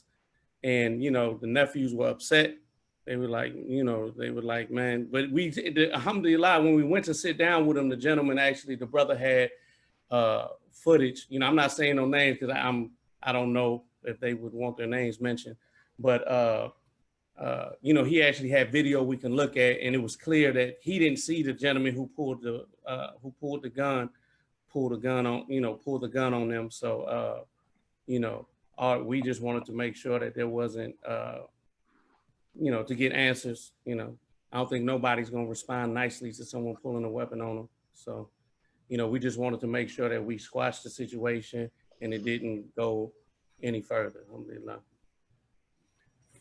Imam Zane, are you familiar with the Stephen Lawrence case? Yes, Right. I am. Now, Stephen Lawrence and Imam Hasan, Stephen Lawrence was a black man, Afro-Caribbean in the UK, who was killed by police. Now, again, the UK, they don't carry guns, but you're still killing people, right? And that happened quite frequently throughout the UK, killing of black men by the police. But this particular case, the police botched it up as usual. There were no arrests. The two men who did it, I'm sorry, it wasn't police officers who killed, it was two other white men who killed them. But the police botched up the case. Basically, these guys went free. It was, I think, one of your newspapers, I can't remember, I don't know if it's the Daily Mail or one of them is kind of like a Fox News styled. It was a very conservative, very racial, owned by a known racist. Well, after those two men were set free, this racist man basically posted in his newspaper, "These two men are murderers." Put it out there, plain and simple. That basically, even though they got off free, the fact is those guys were murderers. I mean, he had to come to a point where truth had to be told. Truth had to prevail. And so when he put on his newspaper, that these two men were murderers, it changed everything. Because obviously those men wound up going to jail. And it was a situation in which white Britain had to figure out that, wait a minute, this stuff is not acceptable. We got a known racist dude over here speaking truth finally. And when it's kind of like when he did it, I guess all the other whites started saying, well, hey, I guess I can too. And so it set off a domino effect to the point where the UK is like it is now. You're seeing a lot more interracial marriages, a lot more interracial children, all these different things are happening. You know, people are getting positions and able to work in places that they weren't before. Not that things are great, not that things are great, because I'm not saying that, but it changed the landscape of Britain. Likewise, in the United States, we need that same kind of thing, because as I said earlier, white people need to hold themselves a little bit more accountable. And it is an issue in which they have to, again, police themselves, start letting each other know, and you know, determining for themselves that this is wrong. It's about truth and it's about justice. And once they have accepted that and they move on that, then you start seeing a little bit of change. But that's on that end. That's on that end. But it goes back to also with Hasan, what Imam Hasan is saying, that developing, when people have that type of mindset, they tend to want to reach out. And once they reach out, that's when you begin to develop those relationships. And when you develop those relationships, that's when you start seeing things flourish. You know, we always talk about the ayat of Quran, in which Allah subhanahu wa ta'ala tells us that He has created us from different tribes that we may know one another, right? I don't know if anybody's really ever thought about that. But what does it mean that different tribes so that you may know one another? The way Jamal ad-Din looks at that is that it is to say that when you come from a tribe, that person comes from a tribe. You come from a group of people, they come from a group of people. Thing is, everybody's different. Your customs, the way you do things, your thought pattern, your philosophies, your mannerisms, the things that you deem important are all going to be different. But when you come together, right, with an open mind at least, and learn from one another, it enriches your experience as a person. And you are able to take back some of the good aspects that you have encountered from this other tribe and bring that back to your people, that they may be able to become elevated in one way or another. And that goes all the way around. You see what I'm saying? So there are things that we can take. The reason I think we're brought up in these different cultures and different races is so that we can, as a human being, as humans, come together and take those best aspects of one another, of each other's different groups, of our differences, and learn how to be stronger. Right? It's just like when two people get married. Well, he's a little bit country, she's a little bit, he's a little bit country, she's a little bit rock and roll. But when they get together, they're making beautiful music together because they're learning how to take those two sounds and bring them together. You know what I mean? And they're bringing those two sounds, bringing them together to create something really beautiful when they learn how to harmonize together. Right? That's a husband and wife, but that goes with men, that goes with nations, that goes with everything. Learning to come together to bring to the table the best aspects of those lives. When we went to Turin, right? You know, Turin for me was, for anybody, is completely different than, like, say, being in Damascus. Damascus, I was still wearing slacks and I was still wearing button-down shirts and maybe a kufi, still wearing my gym shoes or even dress shoes sometimes, or casual shoes, these kind of things. You go to Turin, I was in a lungi, Indonesian style shirt, wearing sandals, wearing flip-flops, you know what I mean? Sometimes I walk in the streets barefoot, totally different, completely different, right? But there were aspects of that culture, right? Of being in Turin, living amongst those people and understanding them. And I was enriched so that when I came back to the United States, a lot of the things that I learned in Turin, just culturally speaking, I still institute today. My stepdaughter, she was saying to me the other day, because when we have dinner, sometimes when we're not at the dinner table, I'm sitting on the floor. We have a little small table. I sit on the floor. She's like, how come you don't ever sit on the couch, on the sofa? So I'm comfortable here. How's a 50-year-old man comfortable sitting on the floor eating? I'm like, and I'm thinking in my head, I know 60, 70-year-old men that sit on the floor and eat. You know what I mean? But that's a different culture. But that to me is an enriching thing because I'm comfortable. And I get to see things from a different perspective. Because when you're sitting on the floor, you get to see everything on the floor, right? And you're looking up and you're looking at people from different perspectives and you're listening differently. You're seeing things differently. It's a small thing, but it's a very nuanced thing. The point is that the interaction with a different culture has enriched me. And at my job, last example, and I'm gonna stop talking. My job, when the gentleman I mentioned earlier who got killed by the two white men, they were father and son. Our company decided to have this big, our CEO decided, I want everybody in the company, he made everybody in the company get on a phone call. And he was discussing how enraged he was. He's a white guy from the South in Alabama, talking about how upset he was that this has happened. He felt like we need to talk about this. And he opened it up. He says, if anyone has feelings they want to share, please share. Myself and about maybe 20 other Black people that work for the company got on there and expressed their feelings and shared their experiences that they've had to deal with other white people, with police, with communities, and all these different things. And it literally rocked our company, and it definitely rocked him. He's now spending $1 million. He's on $1 million campaign trying to diversify our company even more than what it is, because of that experience.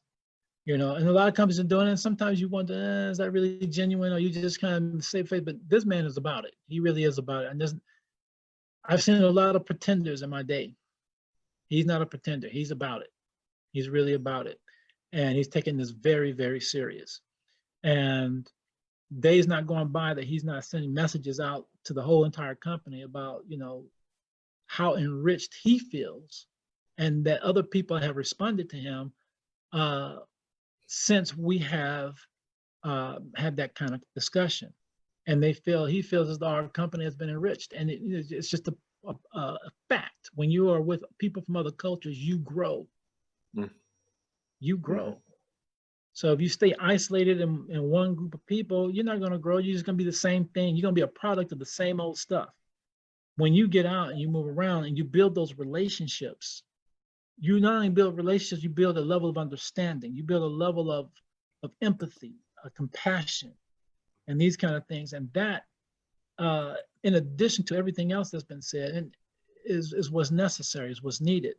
And I'm gonna say this too, last, my conclusion to what I'm saying now, there is no one answer in terms of solutions, because the situation is highly complex. Iblis knew what he was doing when he set the stuff off. When he started whispering, he knew what he was weaving, but even more so, Allah knew what people were going to do. So again, we turn ourselves to Allah. That's the ultimate solution, is to turn our hands to Allah and ask Allah to allow us change, asking Allah to allow us change in ourselves, allow us to be better, allow us to even have a desire to be better. And we should even thank Allah for even allowing us to even make that kind of a dua, because there are millions who are not going to make that dua, and not even thinking about making that dua. They have no desire to make that dua. So to even put your hands up and ask Allah to be a change and be a better person and be better, and remove the stains of racism and prejudice and discrimination out of your hearts towards other people of colors, people of different shades in your own ethnic group, against women, against kids, whatever, removing those stains out of your heart. That's a huge gift from Allah that you would even make, that He would allow you to even make dua. So that has to happen. When you're making that tahajjud, you got to be up asking Allah to change the situation of the ummah of Adam alayhi salam, because we're all sons and daughters of we're Bani Adam, and so we need to ask Allah to change Bani Adam and allow the people, including those who profess Islam, to know Him and to truly know Rasulullah sallallahu alaihi wasallam, and to be able to implement His plan and His way, His sunnah. We say, ala sirat, we say, ihdinas ala sirat mustaqim. Guide us upon what? The straight path. And as many scholars say, that straight path is the sunnah of Muhammad sallallahu alaihi wasallam.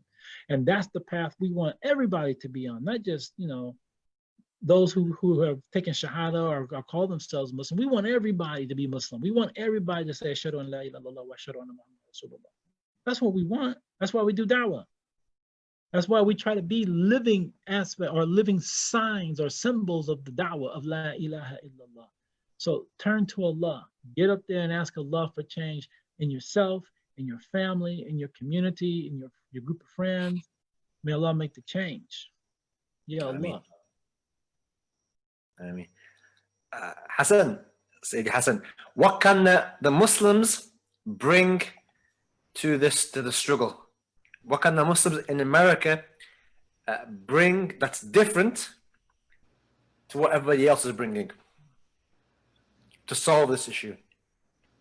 Well, I mean, that answer, you know, is actually real simple. Jamal just hit it up. Sheikh Jamal just hit it on the head, and that is, you know, bringing the people the prophetic model. You know, I heard Imam Jihad Safir when Nipsey was killed. You know, we were in LA at the day they did the peace walk, right? When it was the first time they did it since the Rodney King riots, where the two biggest gangs of LA, which is the A-Trade gangsters and the Rolling 60s, that's the neighborhood Nipsey was from, they came together, right? And when they came together, you know, it was, you know, they came together. It was a very, you know, monument. I realized, me being from Oakland, I didn't really, I mean, I realized it was a special situation, but looking at it, I realized I didn't really understand the gang culture in the way from people who live it, obviously, you know, because through extension, you know, we know people that are down that way.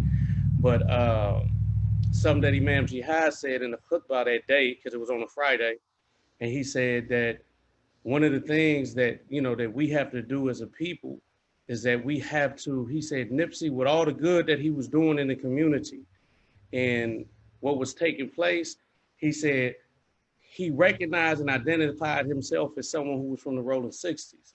He said, and what comes along with that is that you adopt, right? You adopt and inherit everything that comes along with that. And he said, so what we have to do is get our youth away from adopting what's in these streets, right? And adopting what Islam had, you know, what Islam has to offer them. You know, I think it's worth mentioning that, you know, me, myself personally, I'm extremely nonviolent. I'm a nonviolent extremist, right? Because, you know, I define violence as, I define violence as, you know, a physical transgression. I mean, you got these liberals now that tell you your words are violence, but more so a physical transgression. I see it as a physical transgression upon other people. And so, you know, as a Muslim, I'm not that, but I am an extremist, proactive defense type of thinking individual, right? And I think it's irresponsible to tell a nation of people who are being brutalized and being murdered to not equip themselves. You know, I was, and I'm not saying break laws. I'm saying operate within the confines of the law, right? If you're like Sheikh Jamal told you himself, he has something, right? And those of us who can, we should. And those, I think it's irresponsible. When my son-in-law married my daughter, I told him it's irresponsible for a Muslim man to be in charge of a family in this anti-Islamic environment and not be in a position to defend himself. You know, I was in North Dakota, and you know, out there was a lot of Captain Americas. We was in the oil fields, and one of the guys came to me. He said, "Man, are you, as a Muslim?" He said, "Are you scared to raise your family? You know, my wife and Muslim children, to raise them in a society that is so anti-Islamic?" And I said, "It brings with it its cautions, no doubt."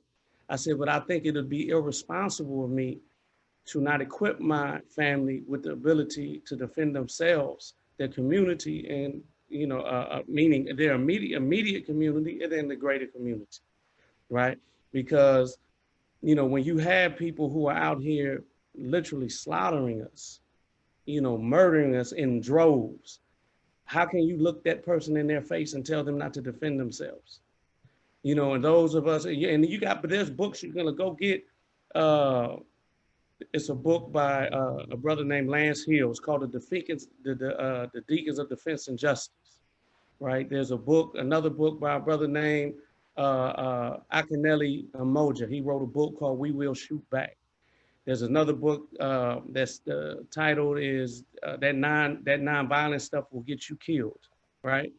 And there's other books, but these three books definitely one of the underlying themes, shall I say, of them is they show that a lot of the leadway that was gained in the civil rights movements, that it wasn't because of this non-violence, peace, kumbaya type of narrative they like to tell us. They show that because if you ever look at those pictures and look at those videos, pay close attention, and you'll see women and you'll see young men. Because not too often the grown men, and there was a dissension when King would go to these different places, the men weren't about standing in place and getting their heads busted in. And so I'm not saying that we should be going up and trying to, formulate these militias and stuff like this. What I'm saying is this, that if you educate yourself to the history of what we're discussing right now, of white supremacy, if it's through law enforcement or just the establishment in general, or even just our good old neighbor Bill across the street, right? That if you give them something to think about, right, they'll be less likely to act on you in the way that they do, right? So it's not about winning. When you being oppressed, it's not about winning. When you dealing with that, it's just about you no longer want to live in the conditions in which you're living under, right? And so I'm saying, as a people who are preyed upon, if you can't have a gun, then go get a bow and arrow, right? And be the best bow. If you can't do that, be the best rock thrower. Go to Philistine, take some classes, and become the best rock thrower that you possibly can become. But whatever the situation is, that within the confines of the law, right? People, or if you shall we say, African Americans as a people, or blacks, however a person choose to call themselves, but we as that class of people is irresponsible to not put ourselves in a way. I always tell my sons, there's two main things that this society is set up in against us. I said they want to cut off our means, right, of supporting ourselves, right, meaning financially, in our ability to protect ourselves. And if you just look at the laws and you study the laws, you can see the evolution of them taking these, hindering us, if it's through home ownership, right? If it's through approved loans for starting businesses, right? If you look at the gun laws, just like what just happened with the out there in Atlanta, in fact, where Sheikh Jamal was at, long as these white guys was going out there and protesting, running up in police face, fully armed in paramilitary gear, it wasn't a problem. When the brothers ran up to the brother's house and, showed up in the same type of outfit with the same type of artillery, right? Now they talking about passing laws. So, so you got to when you have a government that preys on its people, people look at us as a people a lot of time and say, why are you in that situation? Pull yourself up from the bootstraps. Well, imagine living in a society where the very people who supposed to protect its citizens literally prey upon its citizens. There's obstacles there that people who don't live those realities can't see. So again, let me say this before we in some trouble. In no way, shape, or form am I saying go out there and break the law. But I'm saying, as a people who was preyed upon, is irresponsible, and it goes against one's intelligence to not protect themselves and their family and community. No. Something I want to get your view on. The police force is looking at being this block that's made up of, particularly in situations like this, people tend to look at the police as being all white. Now, obviously, that's not the case. There are police officers who are black, for example, or African American, or whatever term you want to use. How does that change the conversation now? Now or recently, or just in general? Just generally. How does it? Because even here in the UK, there's a big push to gain ethnic minorities to join the police force. In the UK. But it seems like in the States, that seems to have already happened a lot more quicker. And there are, you see, people in higher positions of authority within the police force who are from, who are African American, for example. I just want to hear your views on that. I mean, I think more accurately, that conversation is about understanding the society that you live in and understanding your personal narrative as it relates to that society. And so you have to measure and judge the entities that we're talking about right now. And, you know, if a person understands their narrative, it's natural for a person to adopt an ideology, a religion, and network with and work and have a career in places that are progressive for them and their people. If a person doesn't understand their narrative correctly, then I think it's very easy for a person to adopt an understanding, right, or a person to associate themselves with something that's actually counterproductive to who they are. And I personally know brothers, Muslim brothers who are police officers, right? I mean, I don't have a problem with them personally. You know, I don't have a problem with them. I'd rather they pull me over. I tell you this, if I'm getting pulled over, I hope it's one of them than somebody else, you know? So, you know, those people, those Muslims who find themselves in those situations, I think about whatever, again, what is the struggle? It's about whatever Allah puts in front of us and responding appropriately to it. So we have our Muslim brothers who are police officers, right? And you respecting the blue code, then shame on you. You know, I had a brother told me one time, oh, brother, I'm gonna be a police officer and this, and he was gonna do this. And he was like, yeah, I'm gonna be a cricket police officer, right? I'm gonna do this. I'm gonna let our people go and I'm gonna chastise white people. You know, a lot of times you hear people argue, it's not even about justice. They just want to be in a position that white folks are in, right? But us as Muslims, we should be concerned with justice across the board, no matter what it is, right? And so, but when one of the things that we said to the brother, we said, you know, I said, okay. I said, well, if you're going to do that, your intentions are good. I said, that's between you and Allah. I said, but the moment that you see a brother being wrongfully treated, I said, the moment that you see a brother get beat up, get shot, get killed, or get abused, or a sister, right? And you don't speak up and you don't do nothing, you don't say nothing. I said, no, that's the exact moment that you pissed on the grave of all our freedom fighters, that you pissed on the grave of all the people like Malcolm and Martin Luther King and, you know, these people who, you know, our people in general hold in high regard. You know, so, but those brothers, those Muslim brothers and sisters of ours who are in those positions, just be good Muslims, right? And if you be good, and if we're good Muslims in those positions, I mean, how can you be in obedience to Allah and His messenger, right? And bad come from it. You know, if you're already in that situation, they say, if before you go into a situation, you give a person hard cut Sharia, raw, uncut, you know, no sugarcoating. If a person's already in that situation, then this is when our scholars look for rukus, like a, you know, license for them in the situation that they already find themselves in. So, you know, I think those type of people need to, you know, concern themselves, you know, because to me, it's like a drop of pure water going into a bucket of piss, but excuse my language, but that was mild compared to Sheikh Jamal, okay? But nonetheless, you know, I think a person, you know, that's my take on it. Inshallah. I hope I answered your question. MashaAllah, MashaAllah. Okay. What we're going to do, we're going to take a 10-minute break because Maghrib has come in, and then we'll come back and there's a couple of questions that if you guys are happy with, inshallah, we can have a look at. So we'll take a 10-minute break, inshallah, for us to pray Maghrib. I don't know what time it is in Oakland right now. It's 1:46 here. Okay, and probably Atlanta is probably what, an hour or two behind or in front? No, we're 3 hours ahead of him, 5 hours behind you. So it's 4:46 here. Khair.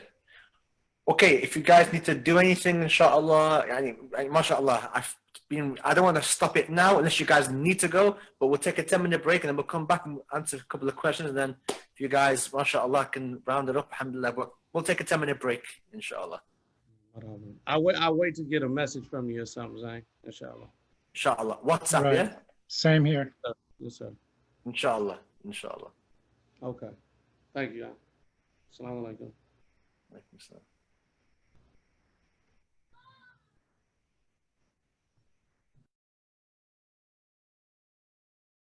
Interesting question that's come up. Okay. It's very, mashallah. it is an interesting question.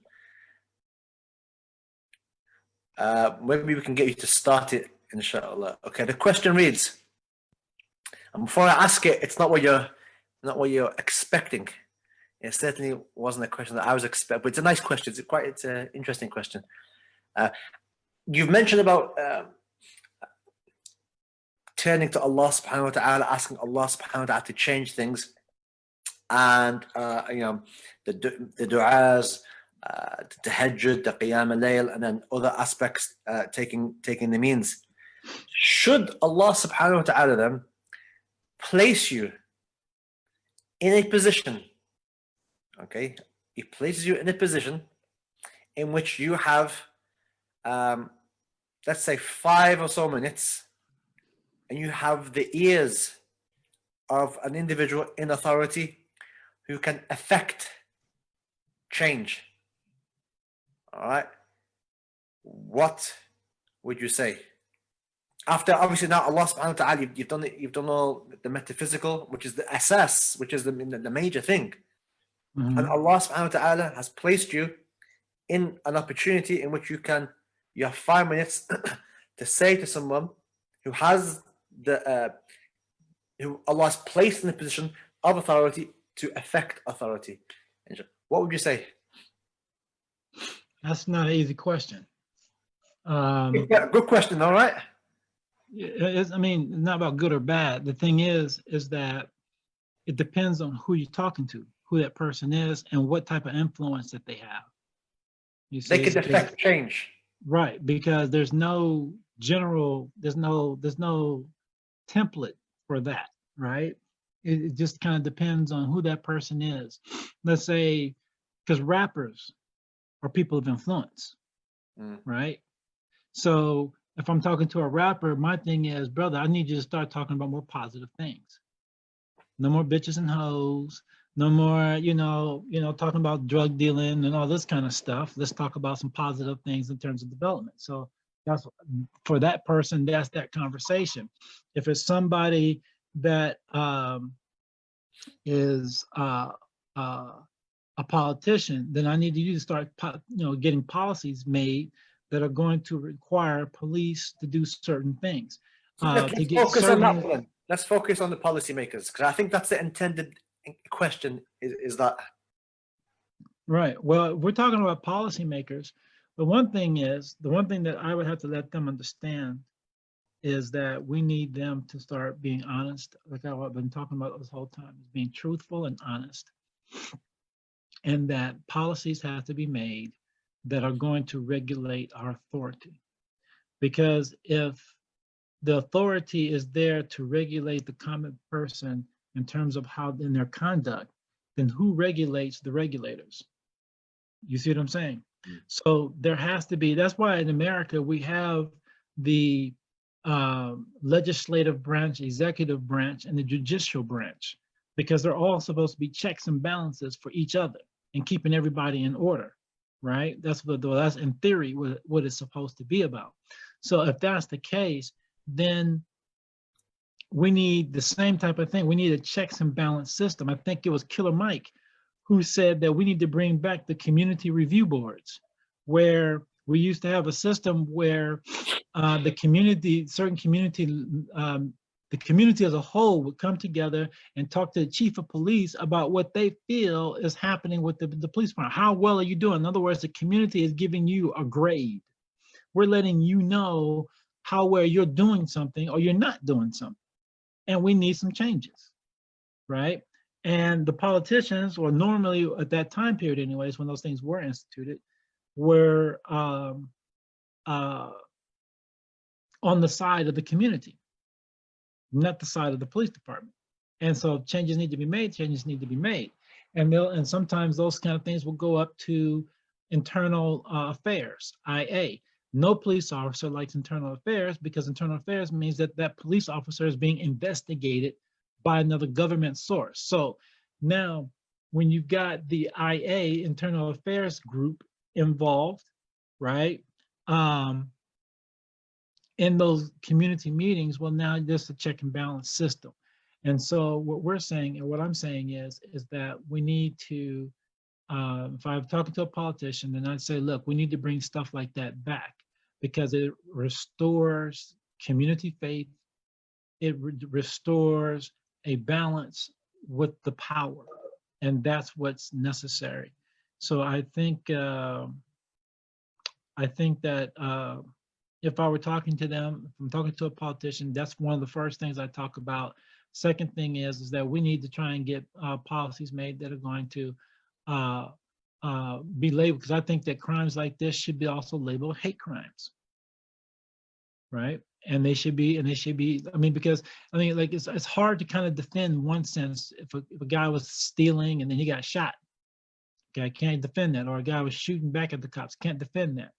But when you got your knee on the neck of a man and he's telling you I can't breathe, and you keep your knee on there anyways, or like I've seen in some other videos, the guy's already on the ground being handcuffed and you run up and you start kicking him in the side of his head and these kind of things.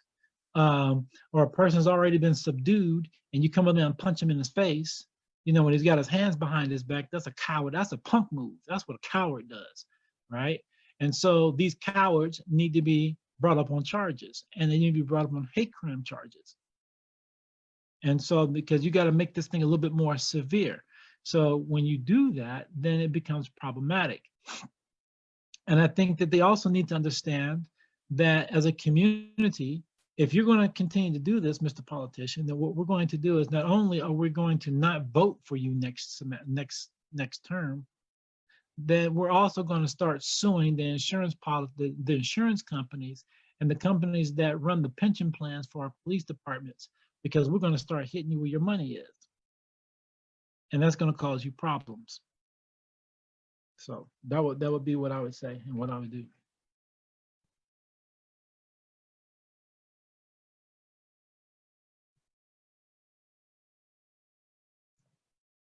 Sayyidi Hasan, if you're still there, inshallah, the same question, which is basically, you have Allah subhanahu wa ta'ala has placed you in a position whereby you have the ears of somebody who can affect change. And let's say that, for example, that is a policy maker or policy makers, and you have 5 minutes to say something to them that can affect change in the situation we're talking about. What would you say?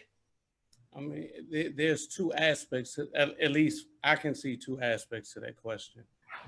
One, are we going to sit in front of that person and literally discuss policies to change the situation that's on the ground? And if that's the case, then definitely we got to talk about offices being occupied by our people that have our best interests in mind. Are we talking about, I'm trying to appeal to his better nature so that he can see me as a human being, right? I think those are, those can take place in that situation. In respect to that, there's certain things that we should be trying to rally and lobby to, put ourselves in those positions of where we have control over the institutes that govern our lives, from education, to law, right? I mean, the fact that I think that's one of the biggest problems that we see. You're dealing with the people who don't see you as human. That's why they don't feel anything. I had a close friend of mine who, when the police wrongfully detained him, argument ensued. Because I mean, who wants to wrongfully? They feel like if you don't listen to what they say, that hence means they have the right to physically harm you, if not take your life. And so, not recognize this person has a right not to unwarrantedly be stopped and detained and or possibly arrested. And so, in him not wanting to be arrested, an argument ensued, and the guy literally just the police officer started bashing his head with his baton. He knocked my good Muslim brother to the ground and started with his baton, was hitting him in his head. And the thing that made me so angry about it is I know that to do, and then where he lost hearing in his ear, you know, he has a lawsuit against the police department going, but you know, I know that he had no regard for his life. He had no regard for his well-being. And I was just thinking about how much I love this brother and how much he means to me. And I know that he wasn't seen like that in the eyes of this individual, hence the law, you know, the officer. So, you know, I think a lot of times, you know, when one of the situations I was in North Dakota, I was talking to, you know, that was one of the instances that I was in a situation where I was around white folks who had never been around minorities before. You know, I've been around, I mean, I'm from the Bay Area, right? I didn't realize how diverse the Bay Area is until you go out into other aspects of America, and then you'll see it's actually, you know, large portions of America is very much so segregated, right? So, and this guy, you know, he was saying to me how, you know, like, don't you got a problem? This is back when Obama, you know, Obama was in office. And he said, don't you got a problem, Obama letting these kids in the border and this, and that? And they were, you know, you had all these people, you know, protesting, these white patriotic Americans protesting. And then, you know, they were stopping the buses that they were bringing kids over. And these were kids who had lost their parents and grandparents to cartel violence, right? And then I said, he was like, don't you have a problem with that? And I said, do I have a problem with young kids who lost their parents? They're busing like 6 months old, 2-year-old children on a bus with strangers. They don't know anybody or the other kids with them. I said, do you know how scared? I said, I like to think if something happened to me, that people would be decent enough to, you know, to care and tend to my children. And when look, I said, the problem with that is, you know, is that we don't see each other in the same way. You know, we don't see each other. You don't realize that I want a good quality of life for me and my family, just like you do. That's why people, they can look at these pictures and see Ethiopians starving and eat a cheeseburger and heart being unaffected. Because when they look at certain people, they feel like that's their place in society. That's where they're supposed to be. That's how they live, right? And so that's why you have people who are in positions of power or influence or that can bring about change, and you don't see this urgency to try to complement those needs that are there. You know, so I think one of the biggest ways is to, you know, see each other, be able to have the ability to empathize with one another. And on a, you know, on a legal level, you know, I would leave our legal experts, you know, who I would know have our best interests in mind to have that conversation.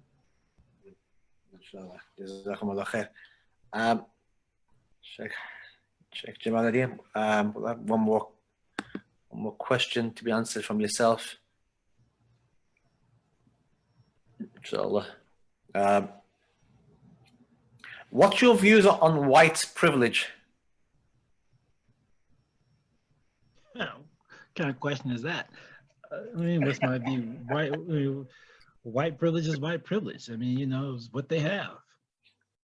You know, There are people who disagree that even exists. Nah, only a white person would say that. But I mean, by the fact that he can say that proves the point. You know what I mean? There was a movie. It was called Soul Man, right? It was about this white guy who was trying to go to Harvard but didn't get accepted.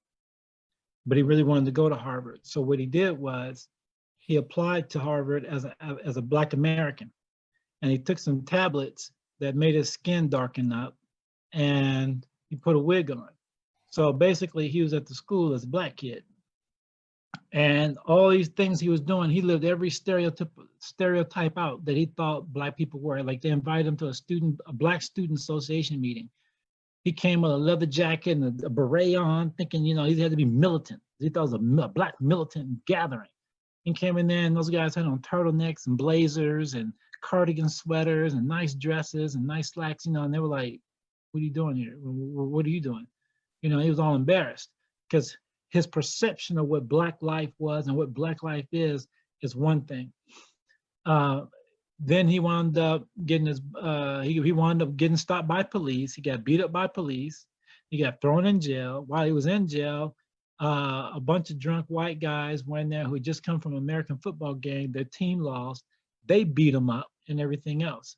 Gets out of jail. He has to go through all these different things that a lot of Black people have to deal with. Towards the end of the movie, he had to come clean and show that he was white. He was talking to a Black professor, and the Black professor said, so now you know what it is to be Black. And he looked at the professor and said, no, I don't. Because at any given time, I could always go back to being white. You understand? So I have that ability to always, I can come over there and try and be down with you, but I can always step away. Mm-hmm. I can always do different things. I can go places and expect, like I can go into a third world country and I expect you to treat me a certain way. Not just because I'm an American, because I'm a white American. When I go places, I don't, like you've seen yourself, Zane, in Terrain. You've seen like white people come walking in, you know, they're just backpacking, just kind of wandering around, looking, you know, just traveling, right? And they come in, the women come in wearing tank tops and these things. And then, you know, when they start seeing everybody looking at them funny, they start trying to cover up. But the fact that you don't even respect the country, the customs, that's white privilege, because you feel like you don't have to. You know, you come into a country where showing the bottom of your feet is really rape, right? Showing the bottom of your feet is really poor matter. I mean, it's just so insulting, right? And it's not just Arabs and other Muslims who have that. You know, even Koreans and like Vietnamese people and these people, they have the same type of feeling about that, right? So you come into a country knowing this and you just throw your feet up on a table at a restaurant because you think you can and you feel like it's okay. That's white privilege. Just the fact that you think you can just do what you want to do and not be called to account, that's white privilege.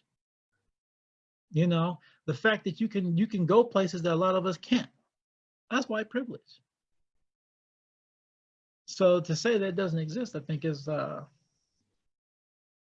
it's arrogant to even say that you don't have it. And that you don't, you know, or like for instance, we had a white lady just recently in Central Park. She, you know, you're supposed to have your dog on a leash. Her dog was off the leash. Mm-hmm. There was a Black man who was bird watching. He told her, you need to put your dog on the leash. She got upset. He had his phone out and started recording her. And she was like, get that camera out of my face. Get that camera out of my face. Stop recording me. He says, no, I'm not going to stop recording you. And then she was like, I'm calling the police. I'm going to call the police and have you arrested. He said, please, call the police, please. Because you're the one that's in violation. So she puts the leash on the dog. She gets on the phone and she's like, oh, help, send the police. There's an African-American man, he's threatening me and my dog. Oh, please help. You know, she started getting all extra, you know, and these things, because why? She knew what that meant. Because if the police came, they would probably have killed that man. They would have beat him up, they would have done something. She was looking to get this man killed. Right? And then afterwards, she wound up losing her job. When it got on the news and it was all over social media, she wound up losing her job, and her dog was what they call a rescue dog, right? So it came from like a shelter. The people from the shelter came and took her dog because while she was on the phone, she was choking the dog out with the leash, right? So they wound up taking her dog. And then she wrote an apology saying, you know, I realize as a white person, I am more protected than everybody else. I'm more privileged because I'm more protected because I know that the police are going to look out for my best interest as opposed to a person of color. Mm. Right? So there it is. It exists. It exists. Again, but just for yourself, someone's asked a question about Black Lives Matter. What should I say to people that say all lives matter in response to members of the Black Lives Matter movement? And would you recommend people joining the Black Lives Matter movement? What was the first part of that question again? I think it ties into the white privilege, to be honest. But what should I say to people that say all lives matter in responses to members who are from the Black Lives Matter movement? All right. First off, saying we already understand all lives matter. No one's saying that all lives don't matter, but all lives are not being taken by police left and right. Mm. Right. Again, it goes back to what I was saying before. You know, that's like saying, you know, people saying, well, you know, you guys, you know, you Black people need to just pull yourselves together and just pull yourself up by the bootstraps and stop complaining and all this kind of stuff. So those same assholes who say stuff like that are very insensitive and very ignorant because they don't understand, they don't get it. They don't get the plight that we're going through and our history. We're not coming from the same playing field. When we walked into this game, it was already skewed against us. The game was already stacked against us. Whereas others may have had the opportunity, a fair shake. You got a fair chance to come here and do different things. I mean, let me put it to you like this. There's like here in Atlanta, you know, you have the city of Atlanta, but then you have the metro area. And our metro areas are broken down to different counties. One particular county is called Gwinnett County. Now, Gwinnett County, out of all the counties, has one of the highest levels of education. Now, Georgian education is very low to begin with, but Gwinnett is pretty high in terms of the level of education. There was a scandal that was uncovered about a couple of years ago, where it indicated that they were purposely not teaching the Black students the same way they were teaching the white students, right? And the Latino students were just kind of in between, right?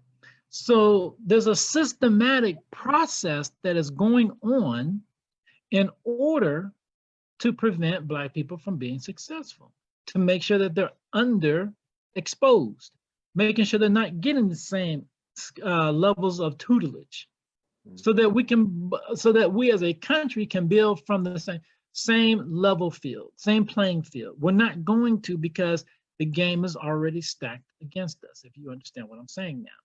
So if we're talking about the development of students, then it should be the same across the board. But then when you're told, okay, we're not going to work with these Black students, you know, we're not going to give them the same type of attention. We're not going to give them the same type of extra credit work. We're not going to go above and beyond to allow them to excel, or start teaching a methodology using different teaching techniques to make sure that all students understand and learn, because every student learns differently. Nobody learns the same. So these little stale teaching methods don't work for everybody. So instead of being creative and progressive and teaching in a manner which allows all students to grow and learn the way that they do, or the way that they're able to learn, you're not going to see progress in the way we want to see progress. If you're going to maintain that type of system, okay, fine. So again, the game is not set up to be the same for us. So do all lives matter? Yeah, of course it does. Well, we know that. But again, there's nobody systematically being manipulated like our community. No one else is getting killed. I mean, you get a couple Latinos here and there, so I'm not ruling out the Latino community at all. But you know, it's going to be Black or brown, and every now and then you might get a few whites sprinkled in. But you don't hear Ma Ping getting killed. You don't hear Tadeka Yamamoto getting killed, right? You don't hear about Sanjay Patel getting killed. You don't hear about Mohammed Hussein, who's a Pakistani dude who got killed. No, you don't hear about those things. You know, you don't even hear about Umbutu Umbake from Africa getting killed. You don't hear about that. But you hear James Jones, you hear Lorenzo Tate, you hear, you know, things like that. You might hear someone named Jamal or Bilal or Kamal or Rashid or Kareem or Kasim. Because those usual black names, Muslim and non. So that's what we're talking about. You even hear a Shanita or a Rebecca, or you might hear a Debbie, or you might hear this, because these are black women who are also getting killed. Because we had a black woman who just got killed. You know, the police here now have a law, a rule that they can raid your house without telling you they're coming in, without identifying themselves, and without identifying themselves, and without any kind of documentation that says they have the right to come in. So they just bust into your house. Now, by law, I have the right to defend my home. If an intruder comes in, I have the right, if they're threatening me and my family, I have the right to shoot them. So if a police officer busts in my house and doesn't say police, I'm going to shoot him in his head if I can. You're not coming in my house armed, because as far as I'm concerned, you're going to hurt us. Well, that's what they did to one couple. They came in and shot dead one of the women. Now, the guy who lived in the house, the boyfriend, he actually had a firearm, and one of the police officers did get shot in the arm. He was subdued, but the girlfriend was killed. You see what I'm saying? And then they try to say, oh, he wouldn't, he didn't accept, the commands to get down and put his arms down. He didn't know who you were. And they weren't wearing police uniforms. They were wearing plain clothes. So you can't say that we went in and they knew we were police because we had badges or we had vests on that said police, and no one had a body cam on. Police are supposed to have body cams now in this country. They didn't have body cams on. So what does that really tell you? It sounds like a hit to me, but we're not going to go there. So the thing is, do all lives matter? Yes, but it's black people that are getting slaughtered. It's brown people getting slaughtered by police and others. That's the point. You never heard of anybody except for black people in this country getting hung from trees. Maybe a white person who liked black people, who supported black people, maybe every now and then, maybe a few of those sprinkled in, but the majority of the people getting hung from trees or putting nooses around their necks and getting dragged in the street behind cars, black people. Nobody else. So don't talk to me about all lives matter. Yeah, of course. But Black Lives Matter is specific to the situation that's at hand. It's a response to a situation that is at hand. And what's at hand are black people being unjustly and barbarically and cowardly killed by police and others. So having said that, should you join Black Lives Matter? If you want to. If you feel like you can be useful, yeah, why not? There's nothing wrong with having allies or acting in solidarity. No, Bismillah, please. Tim, and he has a question. His question is, do you think that Donald Trump's presidency and his rhetoric have increased racial tensions in the US? And if so, to what extent? Okay. The answer to that is absolutely. There's no question about that. Even when he was running, white kids in high schools were walking around talking about, white power is back, white nationalism is in. They were walking around with banners, like walking around with poster boards in schools, standing there in front of black students talking about, white power is back and these kind of things. Whites are, white. There? Yes. Okay. Hold on one second. Yeah. So You guys yeah, got. they Excuse me. I can't. I don't think I can come on with the. Okay, if you keep Camera. it as it is without the we keep it just the audio without the visual. Okay. I'm gonna bring you in a second. I'm gonna let Sheikh Jamal finish the answer to his question because he's halfway through. Yes, sir. Sorry. Okay, so I think that yeah, without question, a lot of white people have felt empowered by Donald Trump. And because of the fact too is that he will not come out and speak against racism directly. He will not speak out against the white nationalists directly. The guy Steve Banner, I think his name is, his campaign director. The guy runs he's a head of definitely a part of a white nationalistic group. You know, so the whole agenda, you know, even though he tried to say that no, that this program is going to benefit everybody, ultimately, no, it doesn't.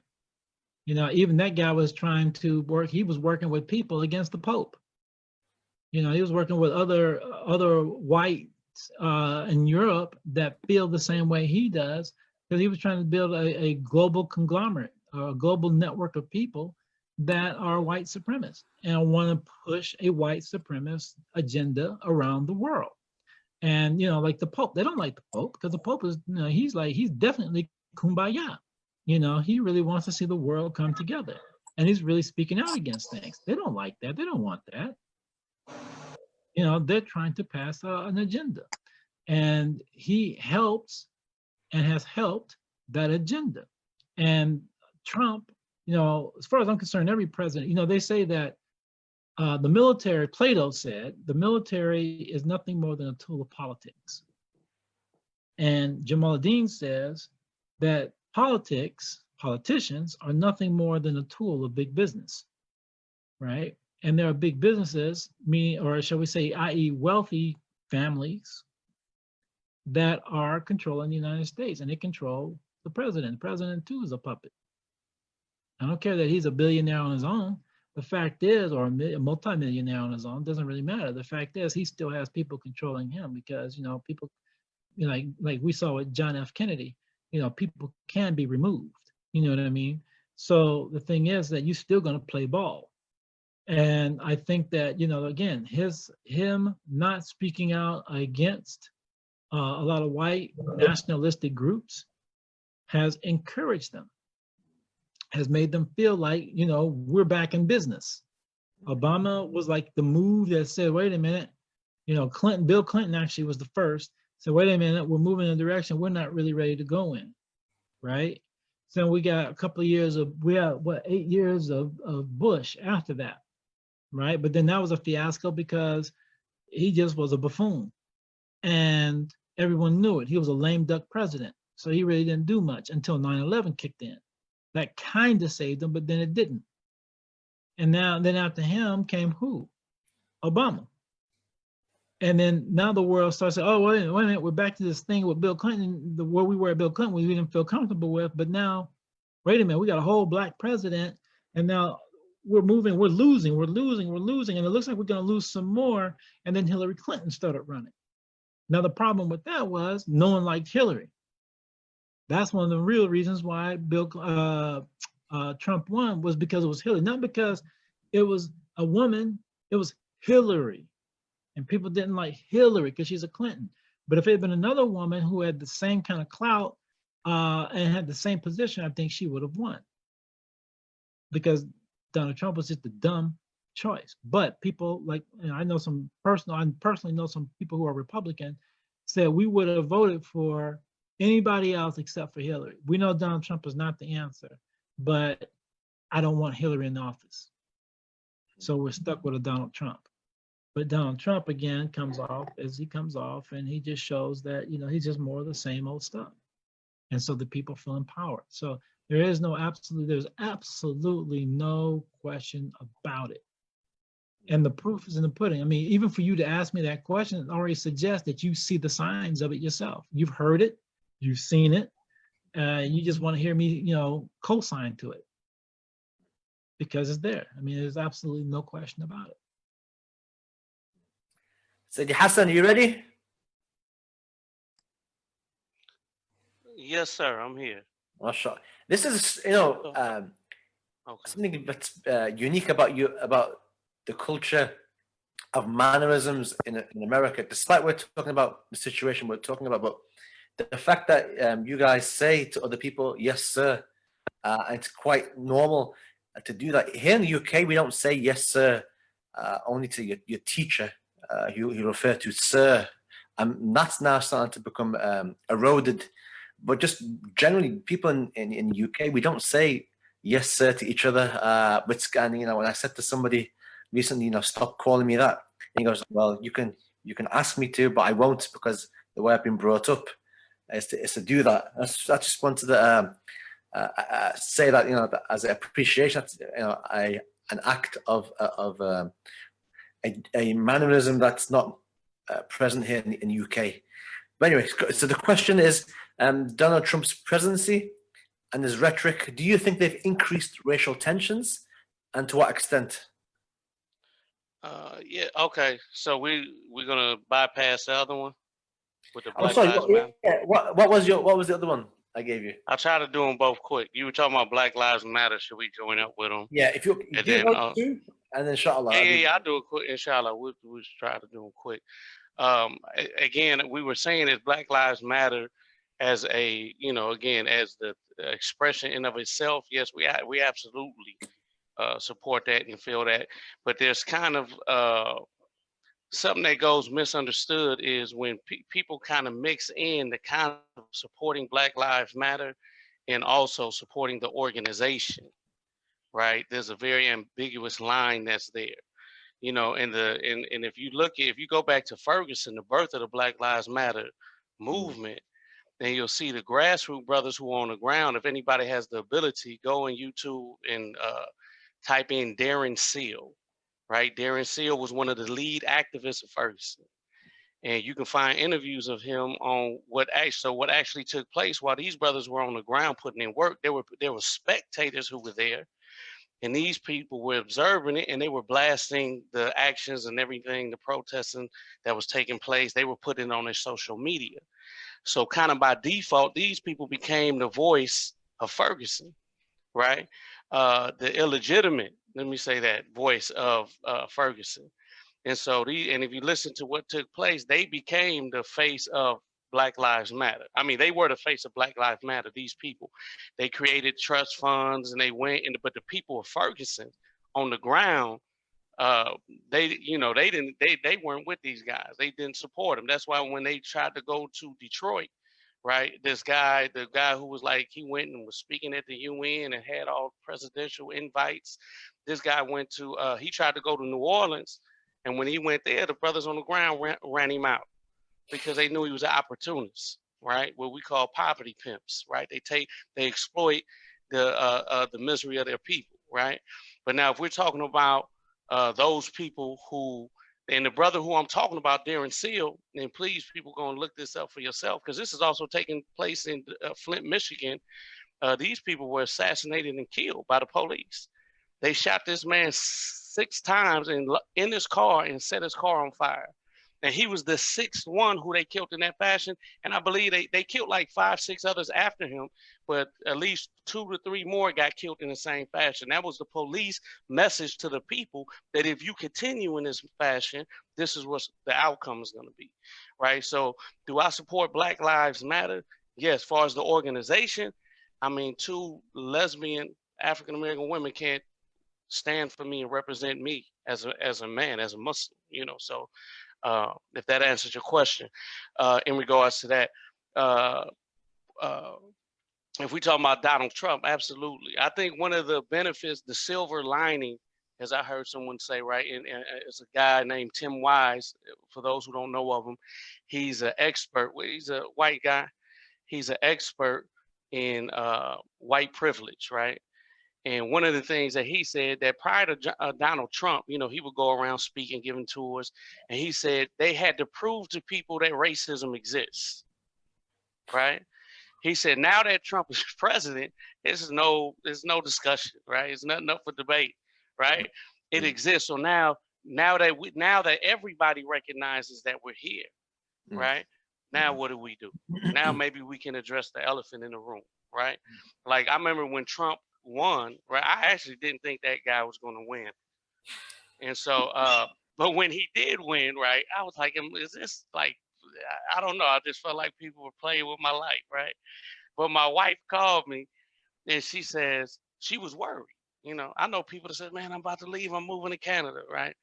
And my wife was worried, but I said, you know, those of us who kind of understand the circumstances that revolve around our lives, we realize it didn't nothing change. Just more people are starting to recognize what's there, you know.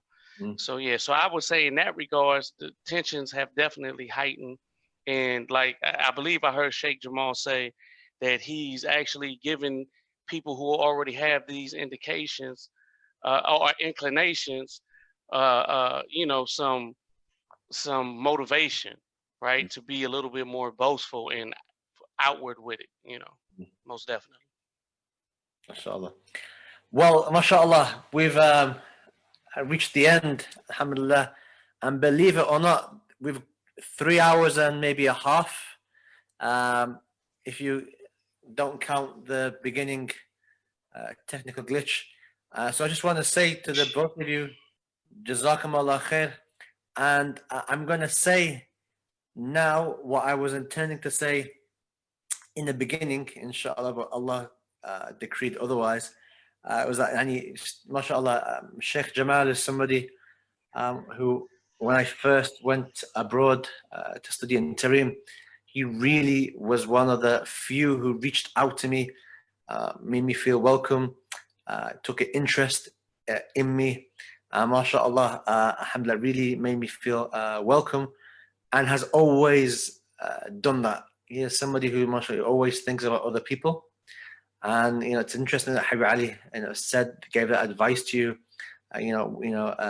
but in your studies, because I think that has come out and has played out, and I can vouch for that. And to this day, mashallah, I continue to be a source of wisdom and a source of knowledge.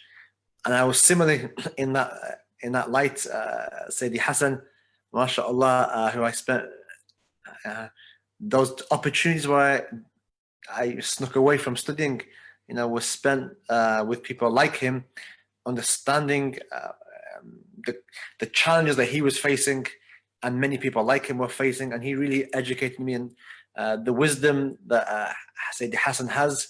And, you know, mashallah, just being around his children, mashallah, seeing them grow up now, mashallah, seeing them all grown up now and turning into the fine young men who are doing khutbahs and teaching, mashallah, and that's a testament to your character. But both these brothers here, mashallah, are people who they don't know it, but they've have left a footprint, inshallah, on myself.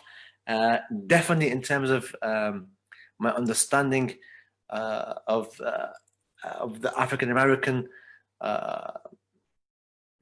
segment of America, and understanding that, being more appreciative and understanding some of the subtleties, not all, some of the subtleties, because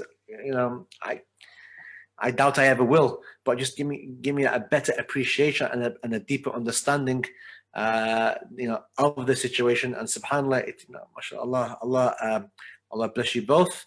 Allah give you the khair that you guys, inshallah, give other people. Allah give it to you in your lives. And I pray that both of you, inshallah, continue to be pillars of wisdom. And mashallah, really, I can say with all with certain belief, with yaqeen, that you have really benefited me in many ways, mashallah. And the wisdom from both of you in situations is, mashallah, as I have appreciated it, and I've been thinking a lot about the things you guys have told me, mashallah. So I do look at you as and you are my elders, alhamdulillah, but just wanted to bring you guys into this type of forum that you can benefit other people, and people can benefit from your views and your wisdoms, because you are, both of you have hikmah, and you are the hukama, the wise men, inshallah. So may Allah bless you both, bless your families, continue to keep you safe, inshallah. I think on behalf of everybody,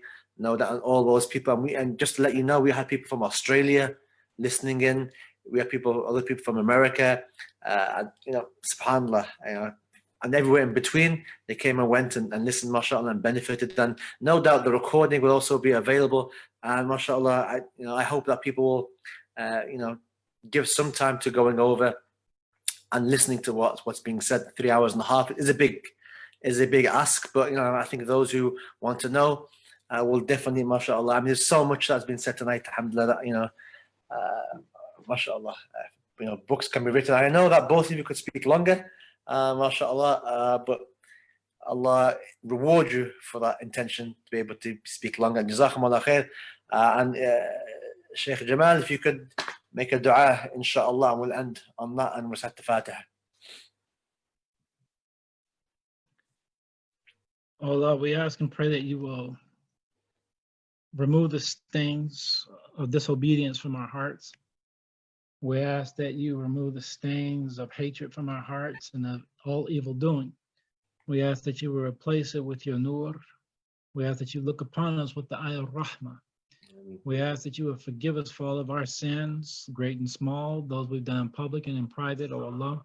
We ask and pray that you will continue to guide us and strengthen us, oh Allah, and make firm our feet ala siratul mustaqim. Oh Allah, increase us within the sunnah of the Prophet sallallahu alaihi wasallam. Increase us for the love of Sayyidina Rasulullah sallallahu alaihi wasallam. Increase us for the love of his ummah, ya Allah. Allow us to be able to wash away the stains of ignorance and come into a level of knowledge, oh Allah. Ameen. Knowledge and empathy and compassion for all of mankind. Allow us to be of those people who show rahmah, that we may be able to receive rahmah from our Rahman. Oh Allah, we ask and pray that you will allow us to be filled with tranquility, oh Allah. Bless us with sakina. Oh Allah, bless us to be easy, oh Allah. Bless us with wisdom, oh Allah, that we may be able to respond to the things that you place before us in its proper form, and showing its proper respect and its proper adab, ya Allah, so that we do not do anything that would be displeasing to you. Oh Allah, we ask that you broaden our horizons and broaden our understanding and expand our chest, oh Allah, expand our perspective, expand our thoughts. Oh Allah, bless us to be people of intellect, oh Allah, but people who have intellect that is connected to the heart, and a heart that is connected to the sir, and a sir that is connected to the soul, oh Allah, and the soul that we are aware of, a soul that is filled with the remembrance of you. Oh Allah, we ask for your blessings, your guidance, your mercy, and your blessings. We ask that you will unite us under the banner of La ilaha illallah Muhammadan Rasulullah haqiqatan, ya Allah. Not by words, but by actions, oh Allah. Not just by our actions, but what is filled within our hearts, oh Allah. We ask that you will protect us.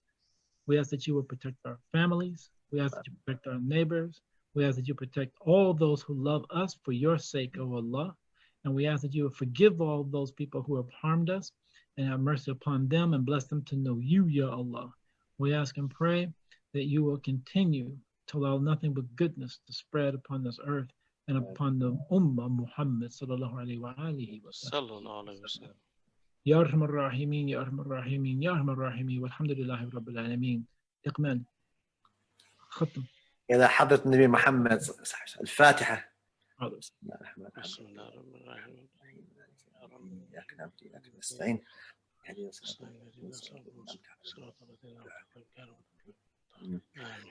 I think, mashallah, just one last thing.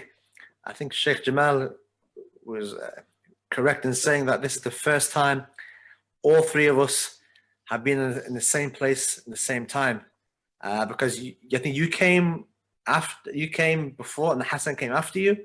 So this is the first time all three of us have been, in the same place talking to each other. I believe that's correct. No.